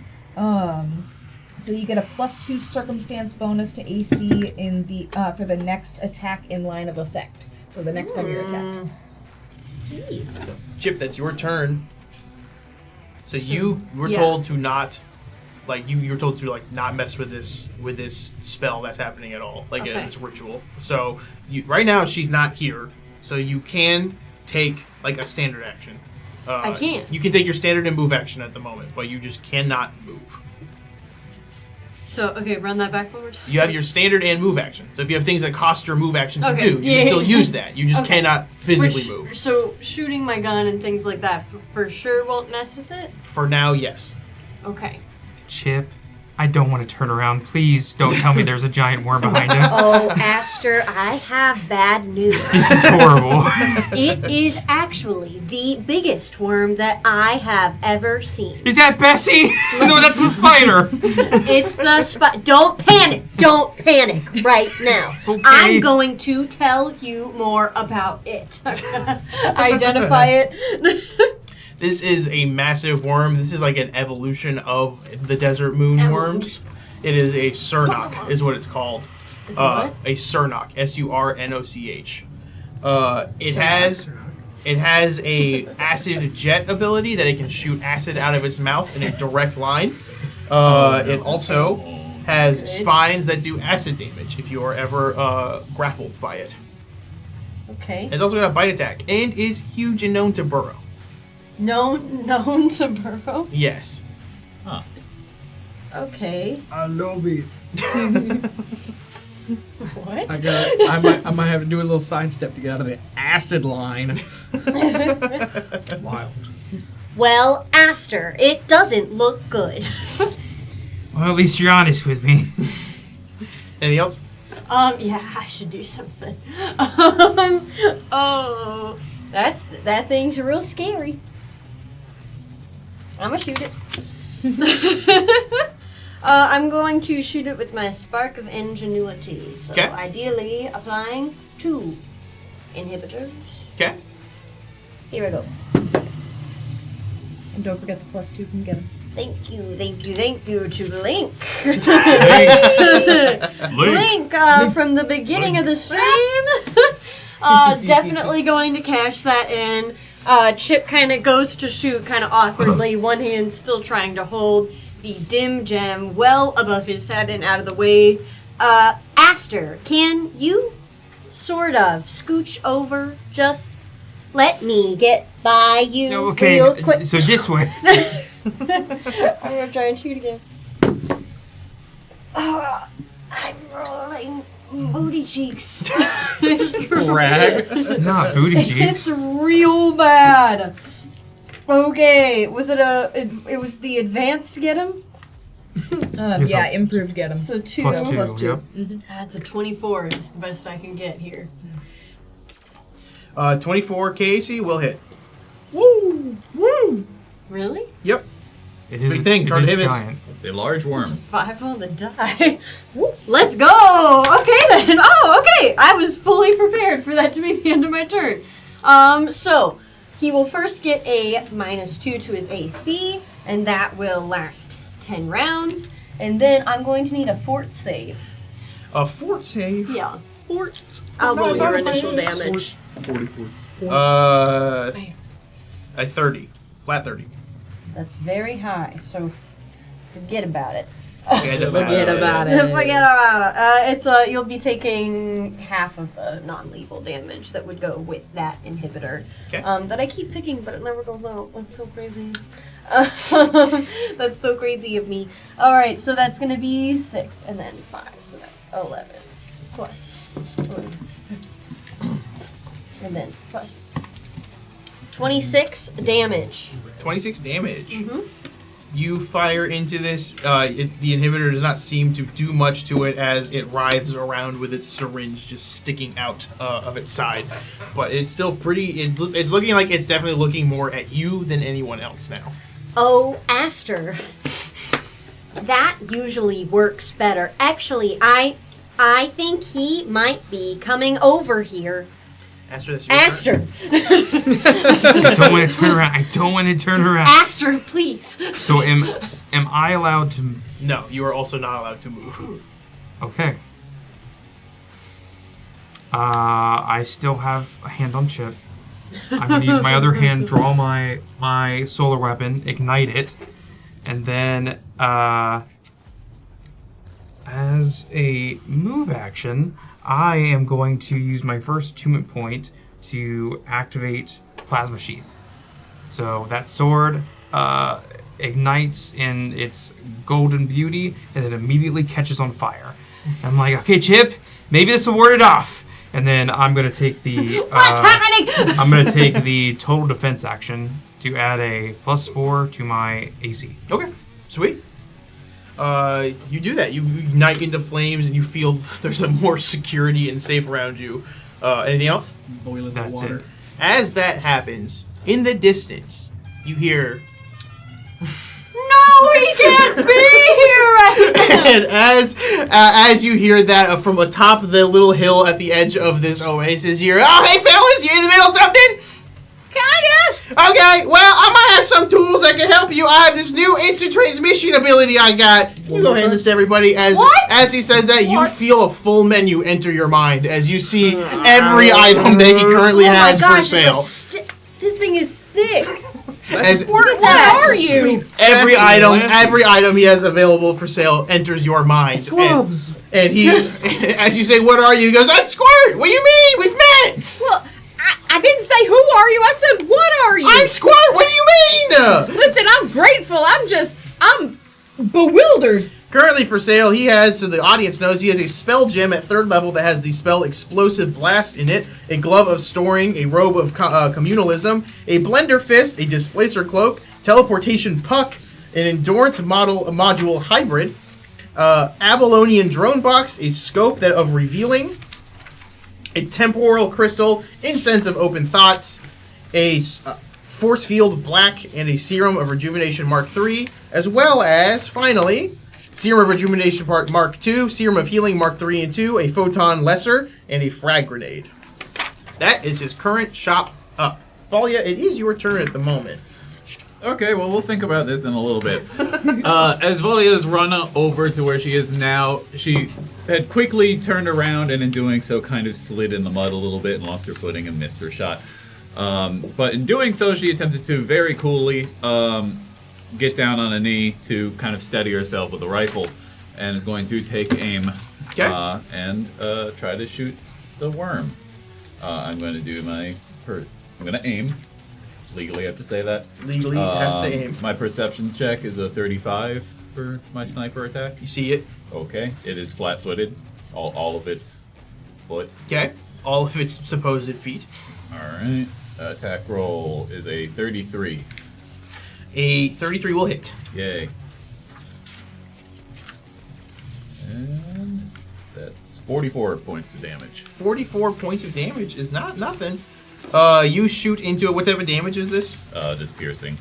You shoot into it, and you see that there's like small little spots between its armor slots, and you are able to finally find the right spot, take a shot, and that does some serious damage as it actually like hits the skin that's underneath. There we go. Now we're talking. Lets out a massive roar, and as it lets out this massive roar, it's going to look down at you, Doc, and Aster. It's going to take a shot. It's going to like move its head down and shoot out a stream of just pure acid at the both of you. Rolled really, really well. The lowest to hit was a 28. Does that hit either your KACs? No. No. Okay, good. Doc, then that means for you, because that was the one that was going to hit Aster, Doc, for you, that is a 35 to hit your KAC. Yeah. You will take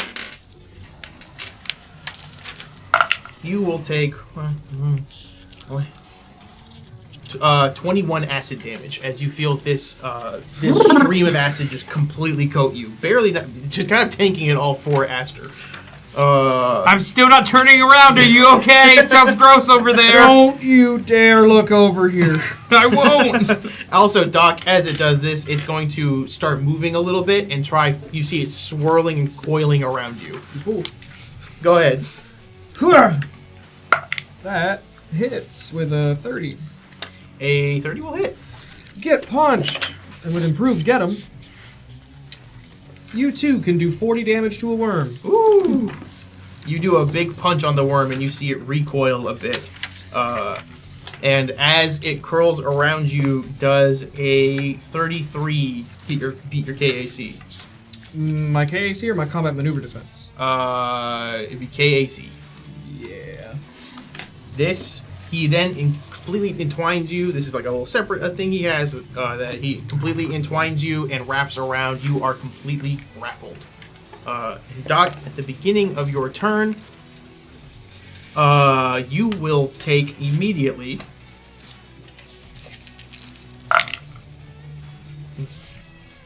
19 acid damage as the spines inside of its armor wrap and constrict around you, piercing in. Okay. You are grappled. Least fan of acid. Gonna use my movement action to activate my body array and make the resistance acid. Smart. And that will be my primary array at this time. It doesn't say I can't punch things while grappled. Grappled says specifically you cannot move or take two-handed actions. You take a -2 to AC most attack rolls, reflex saves, initiative checks. Yeah, you can attack. You will have that -2 penalty to the Okay, attack roll. that's negated by get 'em. All right, a regular attack roll. 35 to hit. 35 will hit. But it don't do nothing about this improved damage. 43 damage to Worm. 43 damage. It's looking a little rough as it's taking this damage, but it is still holding it together pretty strong. As you feel it colliding into you. If at any point anyone wants to buy anything, you can just let me know, and Chip, or Squirt, will hand it to you. I forgot his acid damage, but I don't imagine that he takes much acid damage. Well, how much did he take? Well, it would be happening for a whopping 5 rounds, but it's 2d6. It was 7. 7. Yeah, he takes a little bit. You just know he took like 2. Doc also, you as you're being constricted, you see Squirt pull up to the worm next to you and goes, "Doc! Howdy, Squirt. I forgot to tell you, you got paid. Benoit Yeah. paid you."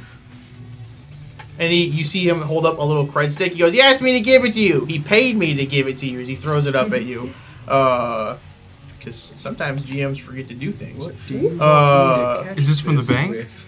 This is from That's so many hands. yes, this is presumably from the bank and from turning in the Graxless. You have 100,000 credits. When he receives that hitting him in the face, do we see like green floating numbers just like in the Yeah, air? you see the number 100,000 pop up above his head as it floats away. We got paid. I got paid. I tried. Clem, that is your turn. Okay. Doc is currently entwined in this massive thing, but Hold on, also got paid. Yeah. Let me see. Checking all my things. I'm just gonna buy a bunch of bombs. We'll get It's a this fight bomb over with factory. quick. They're bombs. All these It's made of bombs. bombs. Do I have to be magical to use the spell gem? Yes, Dang. Okay, so I can't use it. very first page, very first thing.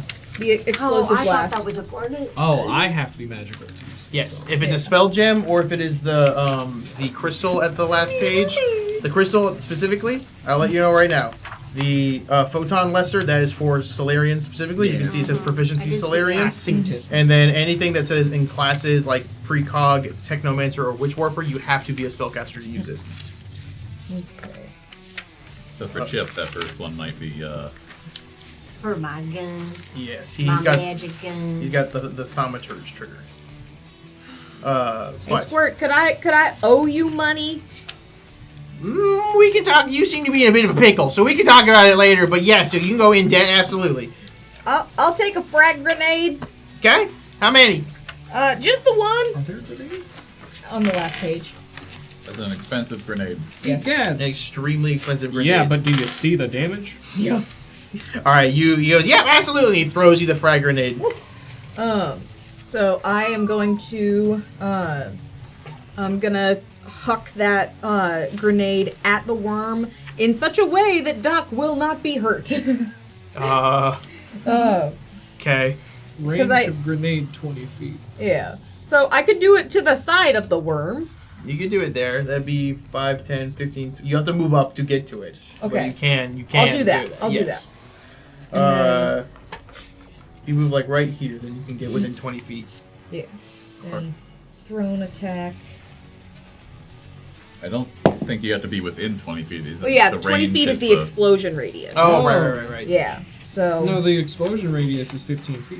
what? Explode 16d6p, Range semicolon 20 feet. 15 feet. Yeah, so you have to, 20 feet is the range you have to be in to throw it. I don't see a semicolon 15 feet. I see On the semicolon damage. range 20 feet. At Oh, at it's the down bird there. bottom. Okay, Yep. all right. So yes, all right. The menu's overwhelming. Yeah. It is all in your mind currently. Read the fine print! That's some thing You know what? I am going to use a hero point. Thank you, Colby and the Hype Train. Hey. Which that sounds like an awesome band name. Ooh, it does. Colby and the Hype Trains. Yes. Ah, it's worse. Okay, so Clem is just like, what do I do? And she hucks this at the worm, cause I got a total of Don't you just have to beat a certain... You have to beat an AC of 5 to throw it. Oh, okay, then Yeah. I got it, cause I got Okay. 5 on the die. Okay, then you're good. Who said that? All right, so go ahead. This is a Mark 7 frag grenade. You owe Chip, or you owe. I keep doing that. Squirt. I don't know why I keep saying that. You owe Squirt $48,000. So go ahead and roll that damage. 48,000? 48,400. Grenade. Yep. Good lord. That's how much Clem owes Squirt right now. You're not gonna leave the moon. The rest of us are gonna leave at the end of the season. Wait, how much? And Clem's going to be in debt. 48,400. Okay, all right. I'm rolling 16d6. Cool. I see why it's so expensive now. Yeah. Yeah, never It mind. is She a could be level in it. 18. God. 47 plus 2 from Get'em. So Okay. 49. 49 total? Mm-hmm. You let out this massive explosion, and as this explodes, it does do damage to it. You see this worm is struggling a little bit, but as it explodes, you see the sand underneath it begins to collapse in. As where you see where it burrowed, it was this massive tunnel, and you see not only does it collapse into this tunnel, the tunnel underneath it begins to collapse as you feel the ground beneath you begin to shake and rattle as this entire oasis fully collapses underneath all of you. I need Oh, I you messed all to make me reflex saving throws. Oh, I messed up real bad. Oh no. Oh. I keep rolling so low. Oh no. Doesn't stack with consisting expense.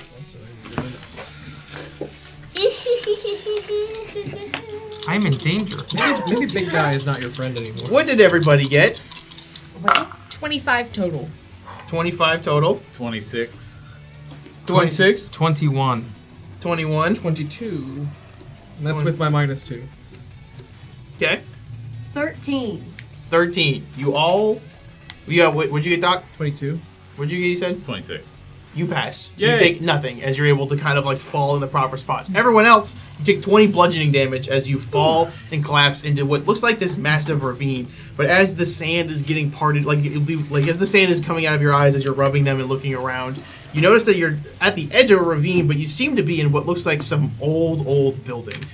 There is a circular section in the center with a piece that juts out that looks like it almost has like a tomb at the end, as well as massive pillars and armor stands kind of standing around in the corners. And it looks like there was a fight here at some point, but whatever was there is not here anymore. And at the end of this ravine, you see the massive worm as the full body of it is now exposed, looking at you all rather angrily. Look at all those hats on those frames. As you Every guys, section of his body is a different hat. as you guys all fall, you look around, nothing happens. Chip, that's your turn. As you are looking down at this gem, Okay. Cassandalee comes back and she goes, okay, we're fine. Help me! Everything's fine. Help What the happened? Where are you? ground! Okay, well, you seem to be closer to the magic, so that's okay, but I'm going to need you to do it one more time. And then she shuts herself off. You need to do me another Come computer. back! You need another computer's check. Okay. This will be your standard action. Okay. That's cocked. It's cocked. We all saw it. It was cocked. It's not legal. It's the first time I've rolled double digits all day. Come on. That is a 36. 36. Roll it one more time and take the lower of the rolls. Cool. That's rude. And I just was so excited. That's also That's also cocked. cocked. You're really good at that.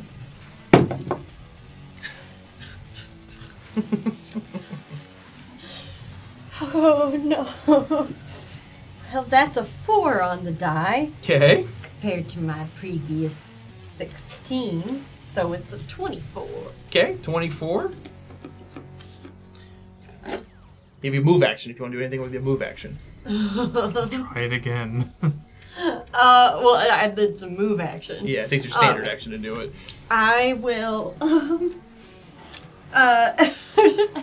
for my move action, Chip will just kind of in a panic. At first he'll sort of run around the front side of Aster, and then he'll go, oh no, and run back around over to Clementine, and he'll go, actually, and then ending his full movement right behind Aster. Okay. Aster, that is your turn. Okay. I still have to be nearby, correct? Yep. And you now also need to make a mysticism check as your standard Are action. we trying to beat the 55? Yep, still trying to beat it. Because I can't get there mathematically. What do you have to mysticism? 15. So I could get with a nat 20, I get a 35. Yeah, that would be enough That to pass would it. be it. I got a Simple. 24. Yeah. Simple. Nat 20. Yeah, easy. Easy. Just drop a 20. You just gotta roll it. Just drop a 20. No way. That's really funny. That was a 19. But Oh, also roll it gosh. again and take the lower of the two numbers. You're mean. Corey. You're mean. You're mean, actually. Actually, you're mean. No. Hey, Did you also roll I into rolled a 4. Twin. Where Where have you you been?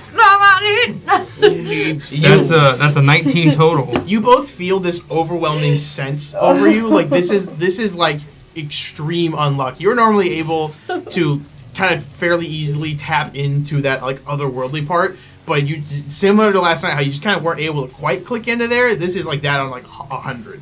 It feels bad. Do we get a sense of is there anything causing this at all? I mean, you can look around if you want for your move action. I am holding his hand. Just from the back, you just feel my hand reach towards yours. Okay, this is fine. We'll figure it out. Okay, sure. I waffle. I will look around. Yeah, I'll make a see perception check. Sure thing. Okay. That's Actually, roll it again with disadvantage. why? There is Full aggro. Why? Dude. Okay. It went from a 19 to a 14, so that's really good on the die. Okay. Perception We're the ones for the job. is a skill that I possess. That's a 26 total. 26 total. You don't see anything. Just a big empty cavern room. Sick. Valia, that is your turn. As everybody's falling, Valia managed to make an odd skittering motion, and as he's falling, kind of just luckily sort of grabs the edge, almost surprising her with their ability to do that before the slower fall. When I look to the side, can I see where that little bridge thing goes to the side goes? That looks like it goes up to like a staircase of some kind, but you can't see it curves up, so you cannot tell where. Is it like going into like a hole in the wall, or? Yeah, it's like a doorway that's there. The bridge is going into. Okay. I'm going to run into there. Okay. As you do, make me a perception check, but with disadvantage.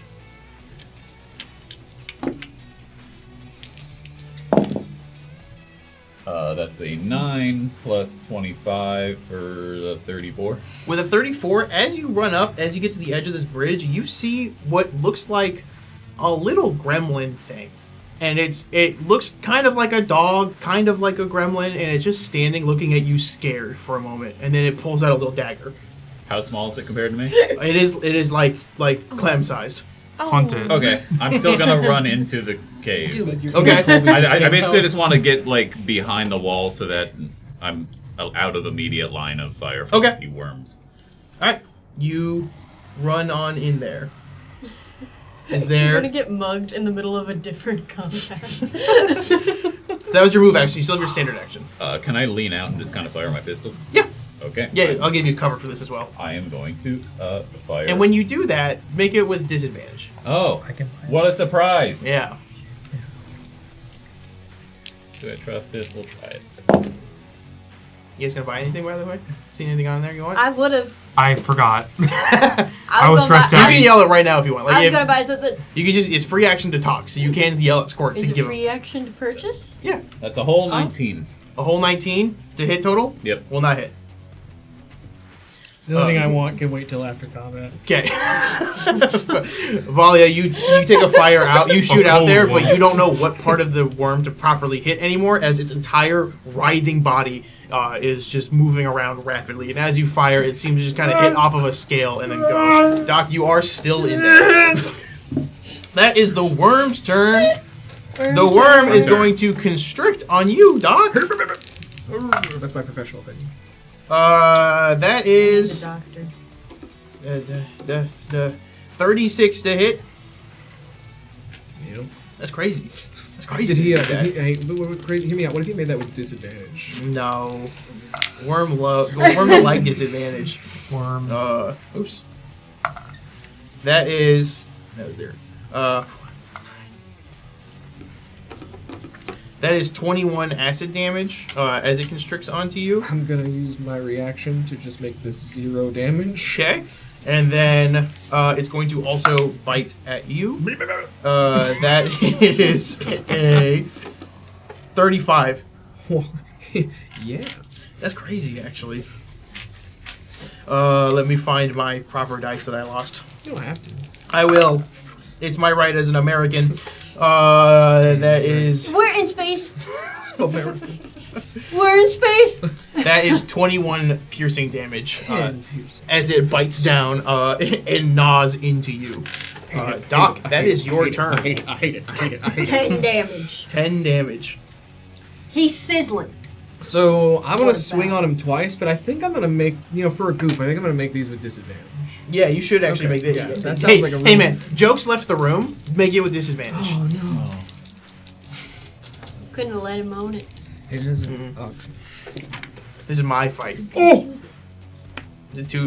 The odds are 1 in 400 of what I've just done. Did you do two net 20s? No, come on, easy. Jokes have left. I rolled 2 15s though, so that is Ooh. a 33 to hit That will hit. for first punch, and second punch.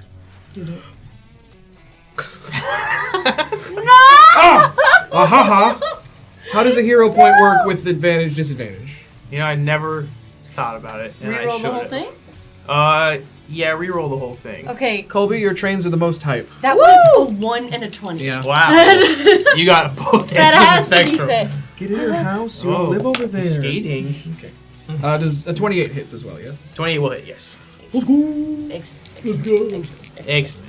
Excellent. Excellent. Excellent. Yeah, excellent. Excellent. Yes, quite. Doc getting steadily more and more fed up with the biting and the squeezing. 83 damage to Worm over 2 hits. Spit me out! Put me down! I hate it over here! He definitely feels that as you are just walloping him, and you see it's writhing around more and more in pain.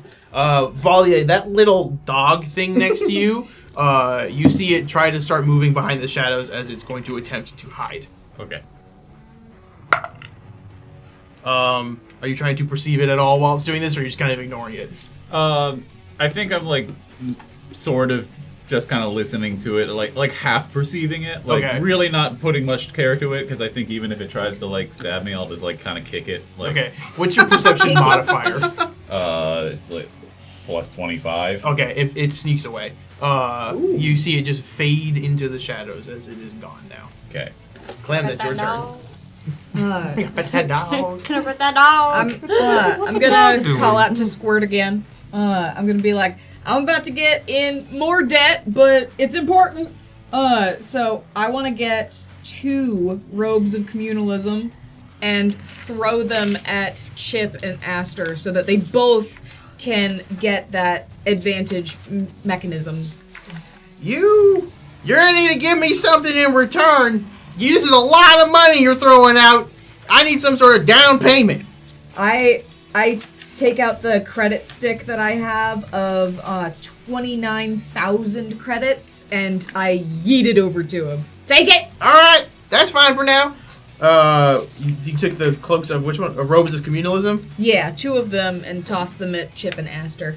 This just pays for the robes. And then some. Well, yeah, but I'm already in debt. Yeah, all right. I'll just take it off the debt. But okay, that's good. You're not in debt for the robes. You own those ones. Oh, okay. Clementine, I was gonna buy that myself. Thank you, Clem. I'm your captain. I gotta take care of you. All right. So you've still got action. That was just a free action to do that. Yeah. So you've still got so then standard and move. I am going to let's do harrying fire against the worm. Okay. I get to work. There it is. Ducking upward. That does pass the 15 DC because it's a 3 on the die plus 12. And so Huge. This is what type of check is this, by the way? it was just roll a ranged attack AC 15. Oh, roll that with disadvantage, actually.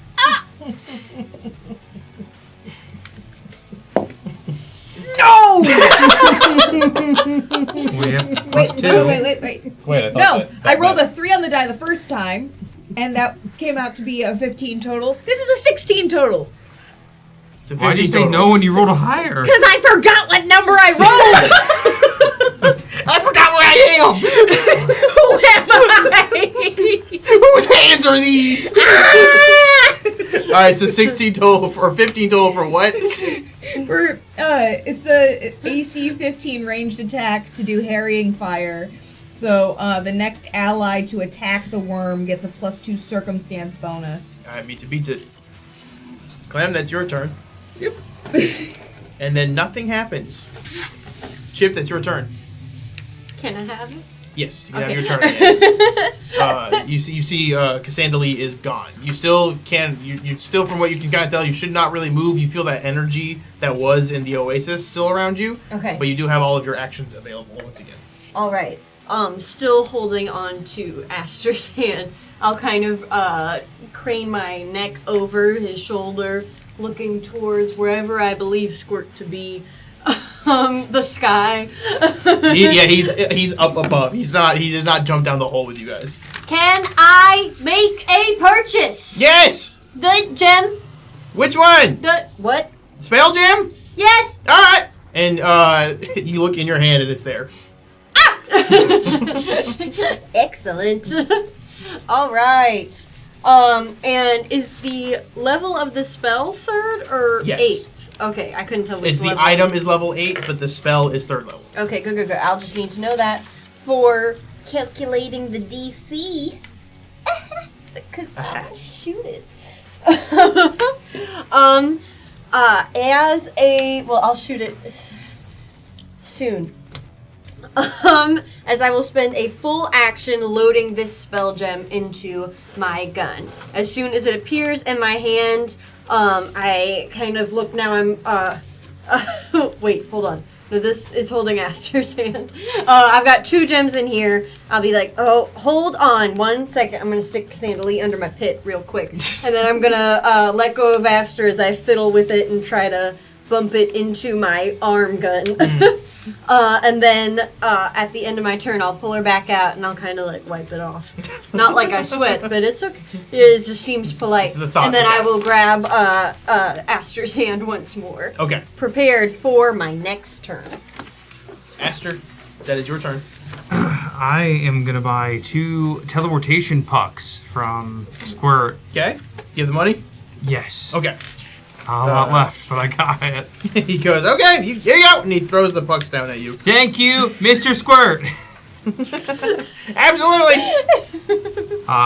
So are we gonna try the? No, you don't. You're still told not to move, but you cannot. You have all of your actions once again. Okay. I'm behind. Don't leave me, I won't. I got you. Aster. I got you. I'm scared now. We got this. Okay. Aster, Yeah. are you sure about that? No, Yeah. don't say Yeah. You waited too long. No, it's because I was just assessing the situation. And Oh God. And I believe in us so much. You gotta have a moment of cannot silence. lie to me this way. Who says I'm lying? Who? Your voice is cracking. Okay.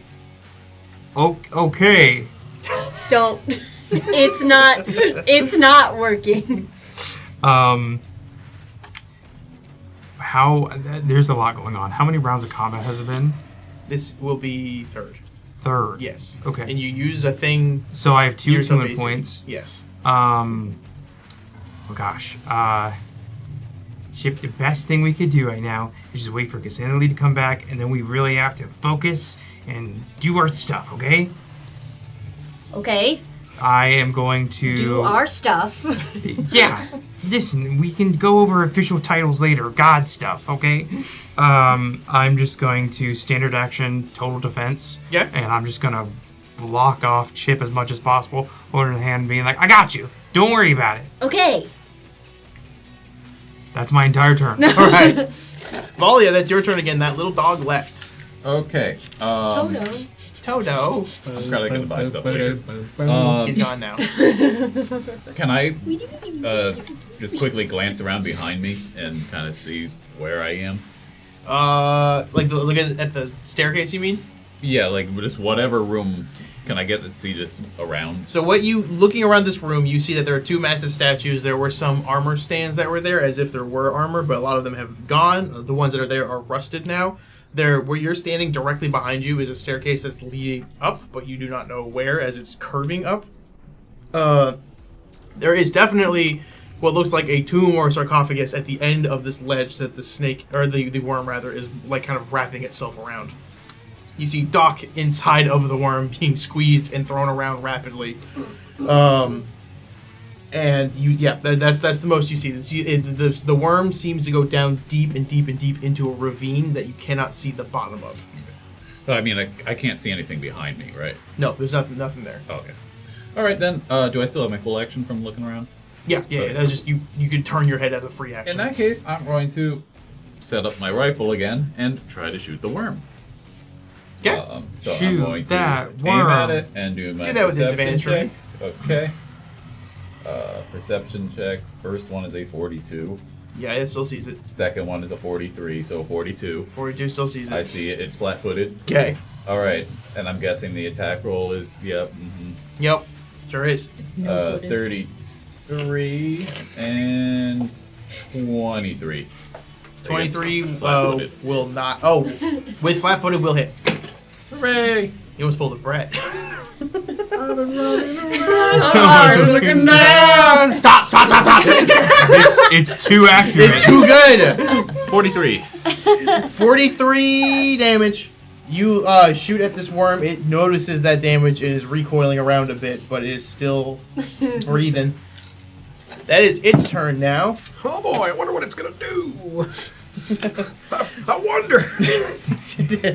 Doc, what you actually notice is you're still grappled by it, but because its body is so long, you see that the bottom part of its body reaches up, making like a curve, and is going to slam down on both Aster and Chip. What? Make it stop. All right, that is. Let me see here, really quick. Whoa. It came out the wall.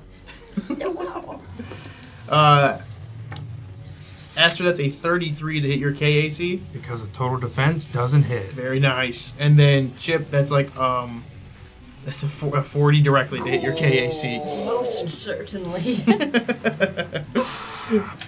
Let me see. Keep losing my dice. I should be better at this.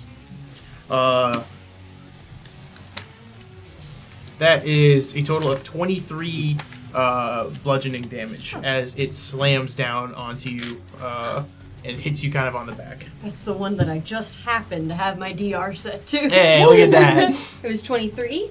23. No, it's not. It's 18. Wow. Welcome to the club. That's his turn. Doc. Took your eyes off me. Shouldn't have did that. 2 punch. You take 4 damage.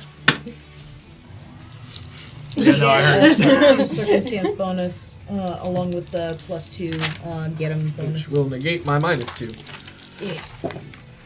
Hey, a 27 We'll hit. and another 27. That will also hit. Hey. Hey. Hey. You hit my finger on the For table. +2 to damage as well. 77 over 2 hits. It is looking worse for wear, but it is still standing. Just barely, though. Still worming around. Still worming around. Oh, it's up and down. And then nothing happens. And then it's Clementine's turn. Nothing's mighty suspicious. Never made me so unhappy about nothing happening. I am going to let me give more covering fire to Doc. And how's your stamina right now? I'm almost missing 100. Okay. In doing so, I am also going to use the inspiring boost, which because of a different thing that I have, I don't have to spend a resolve point on it. And a different thing that I have means that I also get to, I need to actually find it so that I can read it. She can read. Unlike Logan. Damn, dude. It's true. I've been outed. Just made my choice. Oh. You know that. Now you've done it. So, I can, when I take an action that restores stamina or health, I restore an extra 1d6 plus 2 stamina. So, first, the inspiring boost. Thank you. I need to grab this. I'm her assistant. Yes, ma'am. Inspiring support. Successfully provide covering fire to an ally during combat. Spend 1 resolve point, but I don't have to spend a resolve point. No. No, sir. That ally restores a number of stamina points equal to your level. So you're gonna get 11 plus 1d6 plus 2. So, yeah. Okay, that's 14 total. So I give covering fire, and you also get the plus 2 to AC for the covering fire. So I'm just like, hang in there, Doc! Where do you think I'm gonna go? You feel so you're inspired by this, you slippery. get healthier. That's Clem's turn, and then nothing happens. Chip, Alrighty. you feel Cassandalee is back, and she goes, okay, it didn't really work last time, but that's okay, just do it again. And she vanishes again. You now need to do another computer's check with disadvantage. Alright. When she appears, I grip Aster's hand tighter and I go, she's back! We have to, do it! Got stuff. Got stuff. Yes! Alright. Computers with disadvantage. Here we go. Oh, wait, can I make this one the roll I roll twice? And take the higher one? Yeah, if you want to flatten it out, then yes. Because it's a disadvantage you're getting. Then could she hero point it then? I don't have She's a got hero point. Oh. If she had a hero point, yes. If I had one! She's been running I around. have You know, I hadn't really fully taken in what this was until Yeah. I'll just go ahead and take my disadvantage. Okay. I don't think I could. No, I'll leave it. I would Could have used to. absolutely get worse. It's a 3 on the die. Total 23. 23. All right, Aster. Now you have your move action. You have your move action if you wanted it.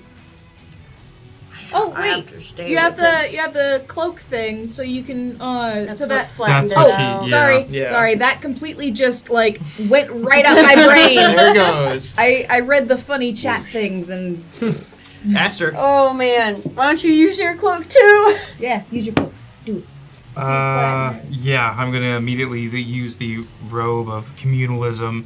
Aster, this entire season so far, has been trying to keep people together, and this robe feels very comforting for that entire reason. So he's like, "Do you feel that? It's like a little tingly, like Feel warm." what? I miss out on a shocking lot of sensations. Oh, well, it's like a warm hug. Oh. Oh. I've always wondered.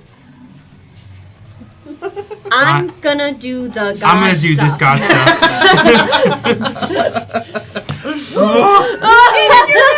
I got so overwhelmed. Okay, that's something I needed. Disadvantage. Do I use my roll of realism? Oh yeah. Yeah. Pay attention, Roof. No. Yeah. No. Good job, guys. You gamed it. Yeah. Yeah. I went into debt for this. This is my life, bro. So you rolled a what? 3 on the die, 23 total. So with a 23 and my 33, it's a 56. Passes. As you feel Cassandalee goes out deeper and deeper, and as this time it goes through, what you both see is you guys get pulled into the astral plane with her, and it's just completely quiet. And Astra, this is like a different angle of it. This is not like the same kind of usual spots that you end up in. This is a completely new area, and what you see out here is Chip. You see Aster. You see very, very distant, you can see it as a small dot what looks like Astra. And then very, very even further than that, there's a smaller dot that you cannot recognize. Astra, what you see is you see those two dots as well. You can zoom in, but it's pixelated. It's a digital zoom. Astra, what you see are those two dots as well. And as you kind of look around and look up, you see what looks like a massive face looking down at you, and it is not friendly, to say the least. It looks like it's kind of wrapped around something, almost skull-like, and is grinning down at the both of you. I'm still holding Chip's hand, and I move Chip behind me, flaming sword. I'm like, Chip, get behind me! Whoa! What? Whoa! And that is what you see. Valia. We're gonna take another shot with disadvantage. With disadvantage. Hard cut to just sniper fire. Alright, that's a 28 for my perception check. That sees it. Okay. And then... Here comes your cool. 35. It's flat-footed. Ooh, that's gonna miss with the 20 against flat-footed is gonna miss, right? That misses. Sad. You fire, you see it really well. But then as you fire, it switches a little bit, and you can't help but feel like that was just some pretty bad luck at what happened there. That is the worm's turn. The worm is going to, Doc, it's going to throw you. Heck yeah. Yeet. Make me Have you gotten back to the ground this entire time? make me a reflex saving throw with disadvantage. That's the bad one. Whoops. Whoa. You don't live up there. You know, it was gonna be great. Still getting thrown around. 8. 8. That will fail. We started a band. No, start back. Underground. Dude. That is 28 bludgeoning damage as you slam into the pillar that's right next to Chip and Clem. And then you see this worm rapidly is moving around in a complete panic, and then burrows into the walls. And after like what feels like an eternity, its entire body is now in the walls, and you can hear it you can hear the murmuring and shaking of the ground around you. That is the worm's turn. Doc, that's yours. Squirt. Yeah. I'm gonna need a grenade. Okay, you got money? Yeah, you paid me. Oh yeah! And you feel your wallet lighten as a grenade plops in your hand. Is there like a crack or crevice? Make me a perception check. All around us. Disadvantage. Ooh, what if it was bad? I didn't consider that. It's a 20 total. 20 total. You don't really see anything. It's just this All right. seems like solid rock as it's moving around. Then Doc runs toward one of the walls, sprints, and punches into it. Okay. Yeah, make me an attack roll, That's why you and then I'm gonna roll a dice to determine if you do it or not. I'd like to believe there's a big gaping hole where the worm went into it. Since I'm no longer restrained, that is a 25 to hit wall. Oh my god, you hit it. Oh my Nailed it. god, Did you the hit dog. it. 43 damage to wall. Okay. Well, so as you punch through, you feel the worm in there as you punch through the entire wall. So I'm gonna say there's some damage blocked because of the wall being there. Yeah. So Can I use a resolve point to do something cool? yeah, Can I set off the grenade? you want to resolve point the grenade, like just yeah. If you want, you'll be in that That's explosion fine. for sure. But yeah, That's fine. all right, go ahead, roll me that damage. What grenade did you get? The big one. Oh, The grenade. the $40,000 one. That costs more than cars in this universe. Where is he in relation to everybody else right now? The worm or Doc? Doc. He's up in the corner next by Clem. So he's punching the wall, and that will definitely hit Clem as well. That wasn't where I wanted to go. All right. 42 fire damage. Is it just? Clem, that's also going to be 42 fire damage to you as well, as you guys are all right next to each other. And then 5, You 10, can have a 15, reflex save, right? 20. No, because you're doing the. Oh, I guess you do get the reflex save, don't you? Yes, make a reflex save. I have no idea what the DC is because it's not listed on the grenade. It would be your ranged throw, like whatever your ranged attack Thrown DC attack would be. thing? Yeah. Well, I have a plus DC? 13 to my range, or my thrown attack is a plus 12. What's your combat maneuver DC? Oh. It's 38. That can't be right. It's definitely That's not. combat maneuver. That's my defense, combat maneuver defense. Hang on. Maneuver is a really high DC. Yeah. CMD is not as. Because technically the grenade is a range to hit with a range of 15 feet. Oh. Yeah, explosion radius 15 feet. I'm pretty sure that you don't get a reflex saving throw. Okay, Because the it's grenades are just a supposed to hit, be yeah. relative to your level, and this is just such a high level one Yeah. that you take the damage. What's the damage? 42. 42. Okay. So I'm saying it's in the wall next to Doc. So 5, 10, 15. Nope, not that one, sorry. What? 15. 20 Chip, that's going to hit you as well. What? We never even met the guy. Did he kill the little guy? This, How much was it? this- 42? I wouldn't have done this toward you guys. 42? 42. I could take 42. It's just, what, fire damage? Yeah. Yeah. That is Doc's turn. Do it still wriggle? The worm you see inside wriggles, and then this explosion happens, and inside the wall you see it stop wriggling Come on. as it is dead. Your hand is on fire. Nothing happens. Folly is in awe that you kill the worm by punching a wall. And then an explosion happened. Sam, heal. So you guys are out of combat. Volley, you did see a dog earlier. Are you going to? Yeah, can I investigate? I guess wherever he ran behind me. Yeah, make me a whatever. perception check with disadvantage. Yeah, ain't it? Perception 26 and 26. 26. You see now on the other side of the pillar of the bridge, you see that dog have a little knife out and it's kind of pointed at you like it's trying to get you to stay away. Just like still in the. Oh, he's right there. Okay. Yeah. Hey, little fella, are you afraid of us or the worm?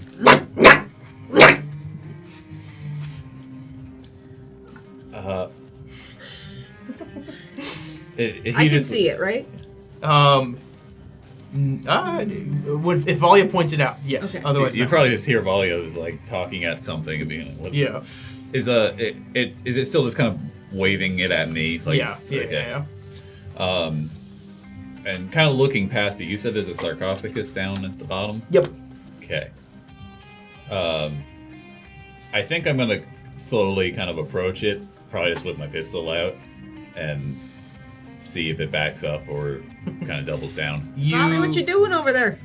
You approach, and it's going to take a swing at you. Does a 14 hit your KAC? That's close, but no. You see it go as it kind of stabs into your boot a little bit, and it's like it looks proud of itself as it hits your clothing. Stop! It tickles. He goes, "Yeah." Kind of. Can I try to like pick it up by the back of its neck like it's like a little kitten? Yeah, give me I guess a grapple. So it'd be KAC plus 4 is what you're trying to beat. Okay. Wait, what do I even roll for that? It's an attack. Okay. This is a melee attack. 16. You beat it as you pick it up and hold it.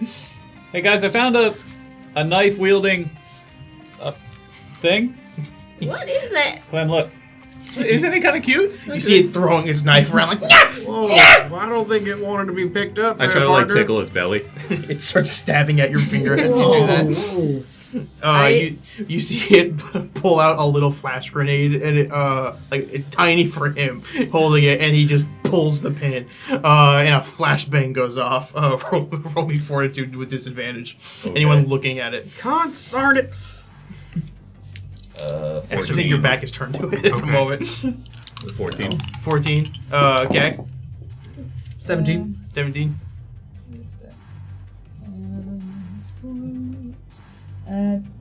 13? 13. Okay.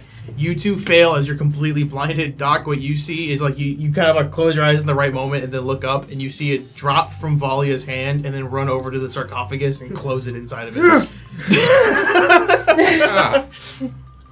That's a big flash for such a tiny thing. It's just hiding in that sarcophagus for what you saw. Glad I'm not hungover anymore. Jeez. As this is happening, Chip, Aster, go ahead and make me checks one more time. In other computers. The same? Okay. Yep, you are still in this like That astral. treated you so bad. You are still in this astral area as this face is looking down at you, but you see the visage of Cassandalee appear and go, okay, last time, and then we'll be good. And then she bolts off. What she looks like, she bolts off towards that tiny dot that's very far away. Okay, Aster. One more time. God stuff. God stuff. I look up at the scary face. It does not see. It seems to be looking at you. Like it is looking at you from like sunken eyes. Go ahead and roll me computers and checks. No disadvantage this time. Let's go. Let's go. Let's go. So no disadvantage because of the cloaks, or no disadvantage No and then disadvantage. roll No high? disadvantage. Just period. Okay. I So warned you. would that mean that they get I the always once a stick day. with the same die. once a day? Oh, sorry.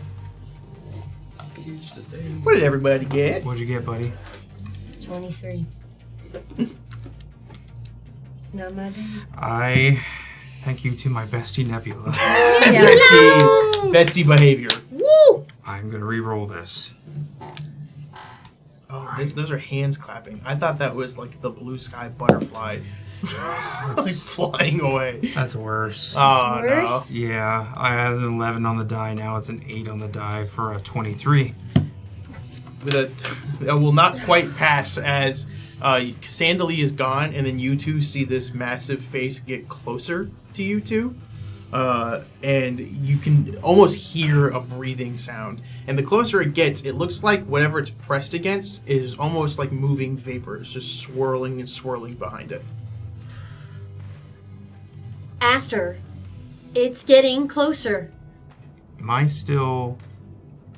Mechanically speaking, we are out of combat, Yes. so I don't have my Stellar Revelations. That's all shut We can down. say for this. We'll say you do. You as far as you're not. You got sucked out middle of combat. So as far as you're kind of like in fight or flight, I'd say you're still being combat. I'm just now getting hit with the blast from the wall. Yes. Like fizzle out for some. What's happening to me? So is it right? I am still holding Chip's hand. They're behind me. I hold up my flaming sword and I go, "Stay back! You get one warning!" As you say that, it opens its mouth and with like just booming all around you, as if there are just massive speakers next to your heads. You just hear.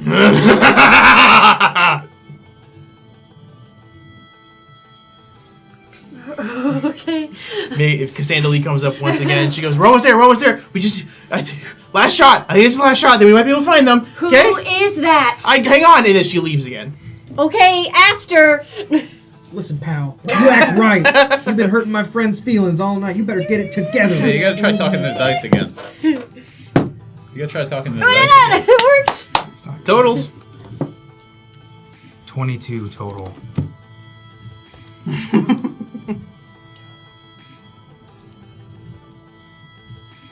I got a 34.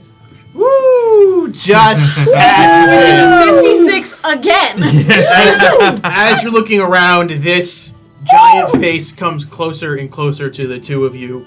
And outside, you three can see on Chip's screen that's on his stomach. You see what he is seeing, as there is a massive skeletal face that seems to be plastered around something. As it gets closer, you see that something is the planet of Karth itself.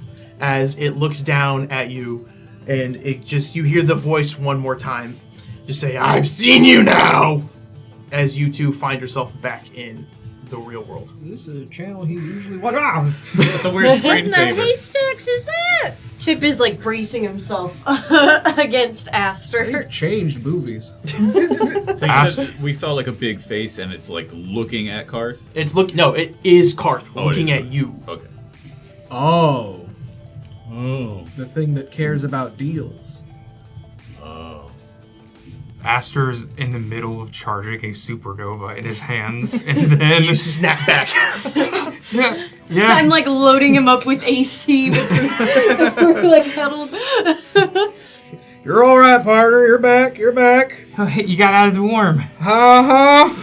As you look, my arm is just charred. We made it! I look, why are you on fire? That's not enough of an explanation. Don't put this on me. Chip, you look down, you're also on fire. Why am I Now on? that one is on me. With my mean it? That one's on you, but this isn't. Well, you. I was right next to you. with my damage reduction of fire, I just start patting out the fire on everybody. Help me. As you Oh, pat no. yourself out, Cassandalee comes back and she just goes, "I found them! I found them! They're way out west, but I found them! Both of them? Okay. It worked! It worked! She's in two, but she can be whole. I found them! I found her! That's great. She's in two. Yeah, she... And then the gem dies down, and you just see Ow! boom. Volley is kind of still Did we lose signal? half paying attention. Is as her eyesight's recovering, is kind of walking out toward that sarcophagus. Careful, there's a critter in there. I know. Oh, I'm trying to see what's in there and where he went. why wouldn't... Oh, don't go disrespecting a sarcophagus now. You don't want to get cursed. Well, he went in there, so he got either cursing himself. He might already be cursed. We feel unlucky as it is right now, so I don't know if we're gonna make it worse or make it better. I gotta look so you see if there's like a plaque, if it says a name. All right. As you... We're already in this tomb. Have I been here before? No. Cool. As you push this sarcophagus open, you begin pushing it, and the moment like the air releases in it, you feel your hand kind of slip and cut on the lid of it a bit. As it looks down at you with a knife and goes, "Nyah! Nyah!" and it starts throwing it at you, just trying to like get you to go away. Come on, stop. Then move my hand a little to the side and keep on pushing a little bit. You keep pushing, it's stabbing at your wrist, and then it looks up past you, up past that hole, and then you see it get really scared about something, Oh, the and worm's runs right off behind me, isn't runs it? off down the cliff and kind of scuttles down. Pause for a moment. Look up. Up above, you see that skull face that you had all seen before, looking down directly at the hole. Turn back around and pull the sarcophagus closed. As you push that close, it still stands there, and it is smiling. It is a skeletal smile now, as you can tell, even without there really being eyes there, they're just sunken in and hollow. It is looking directly at the five of you. As you look at that, the face slowly vanishes. You are just left in a quiet sarcophagus. That is where we will end this episode of Secrets. Thank you guys so much for joining us. We hope you enjoyed this episode as much as we did. If you want to support the show, like and follow us on social media platforms at UGT Show. You can also hashtag not cursed.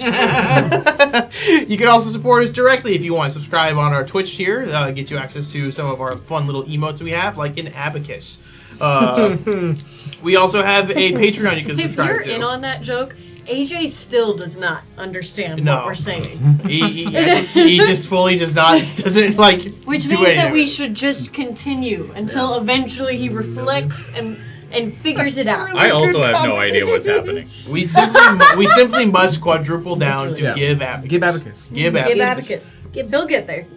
$5 a month also gets you access to our There you Patreon go. show. Where you can access our Patreon, where you can access our post shows for all the actual plays that we do. We will have one about this episode, and there'll be a bunch of them coming out fairly soon. So, a bunch of post shows coming out fairly soon, because I'm telling on myself a bit. I got behind, so that's on me. Yell at me, tag me in the Discord if, if anything else. Everybody at him right now. Sundays is Strange Aeons, our 2nd edition Pathfinder horror Lovecraft Cthulhu style show.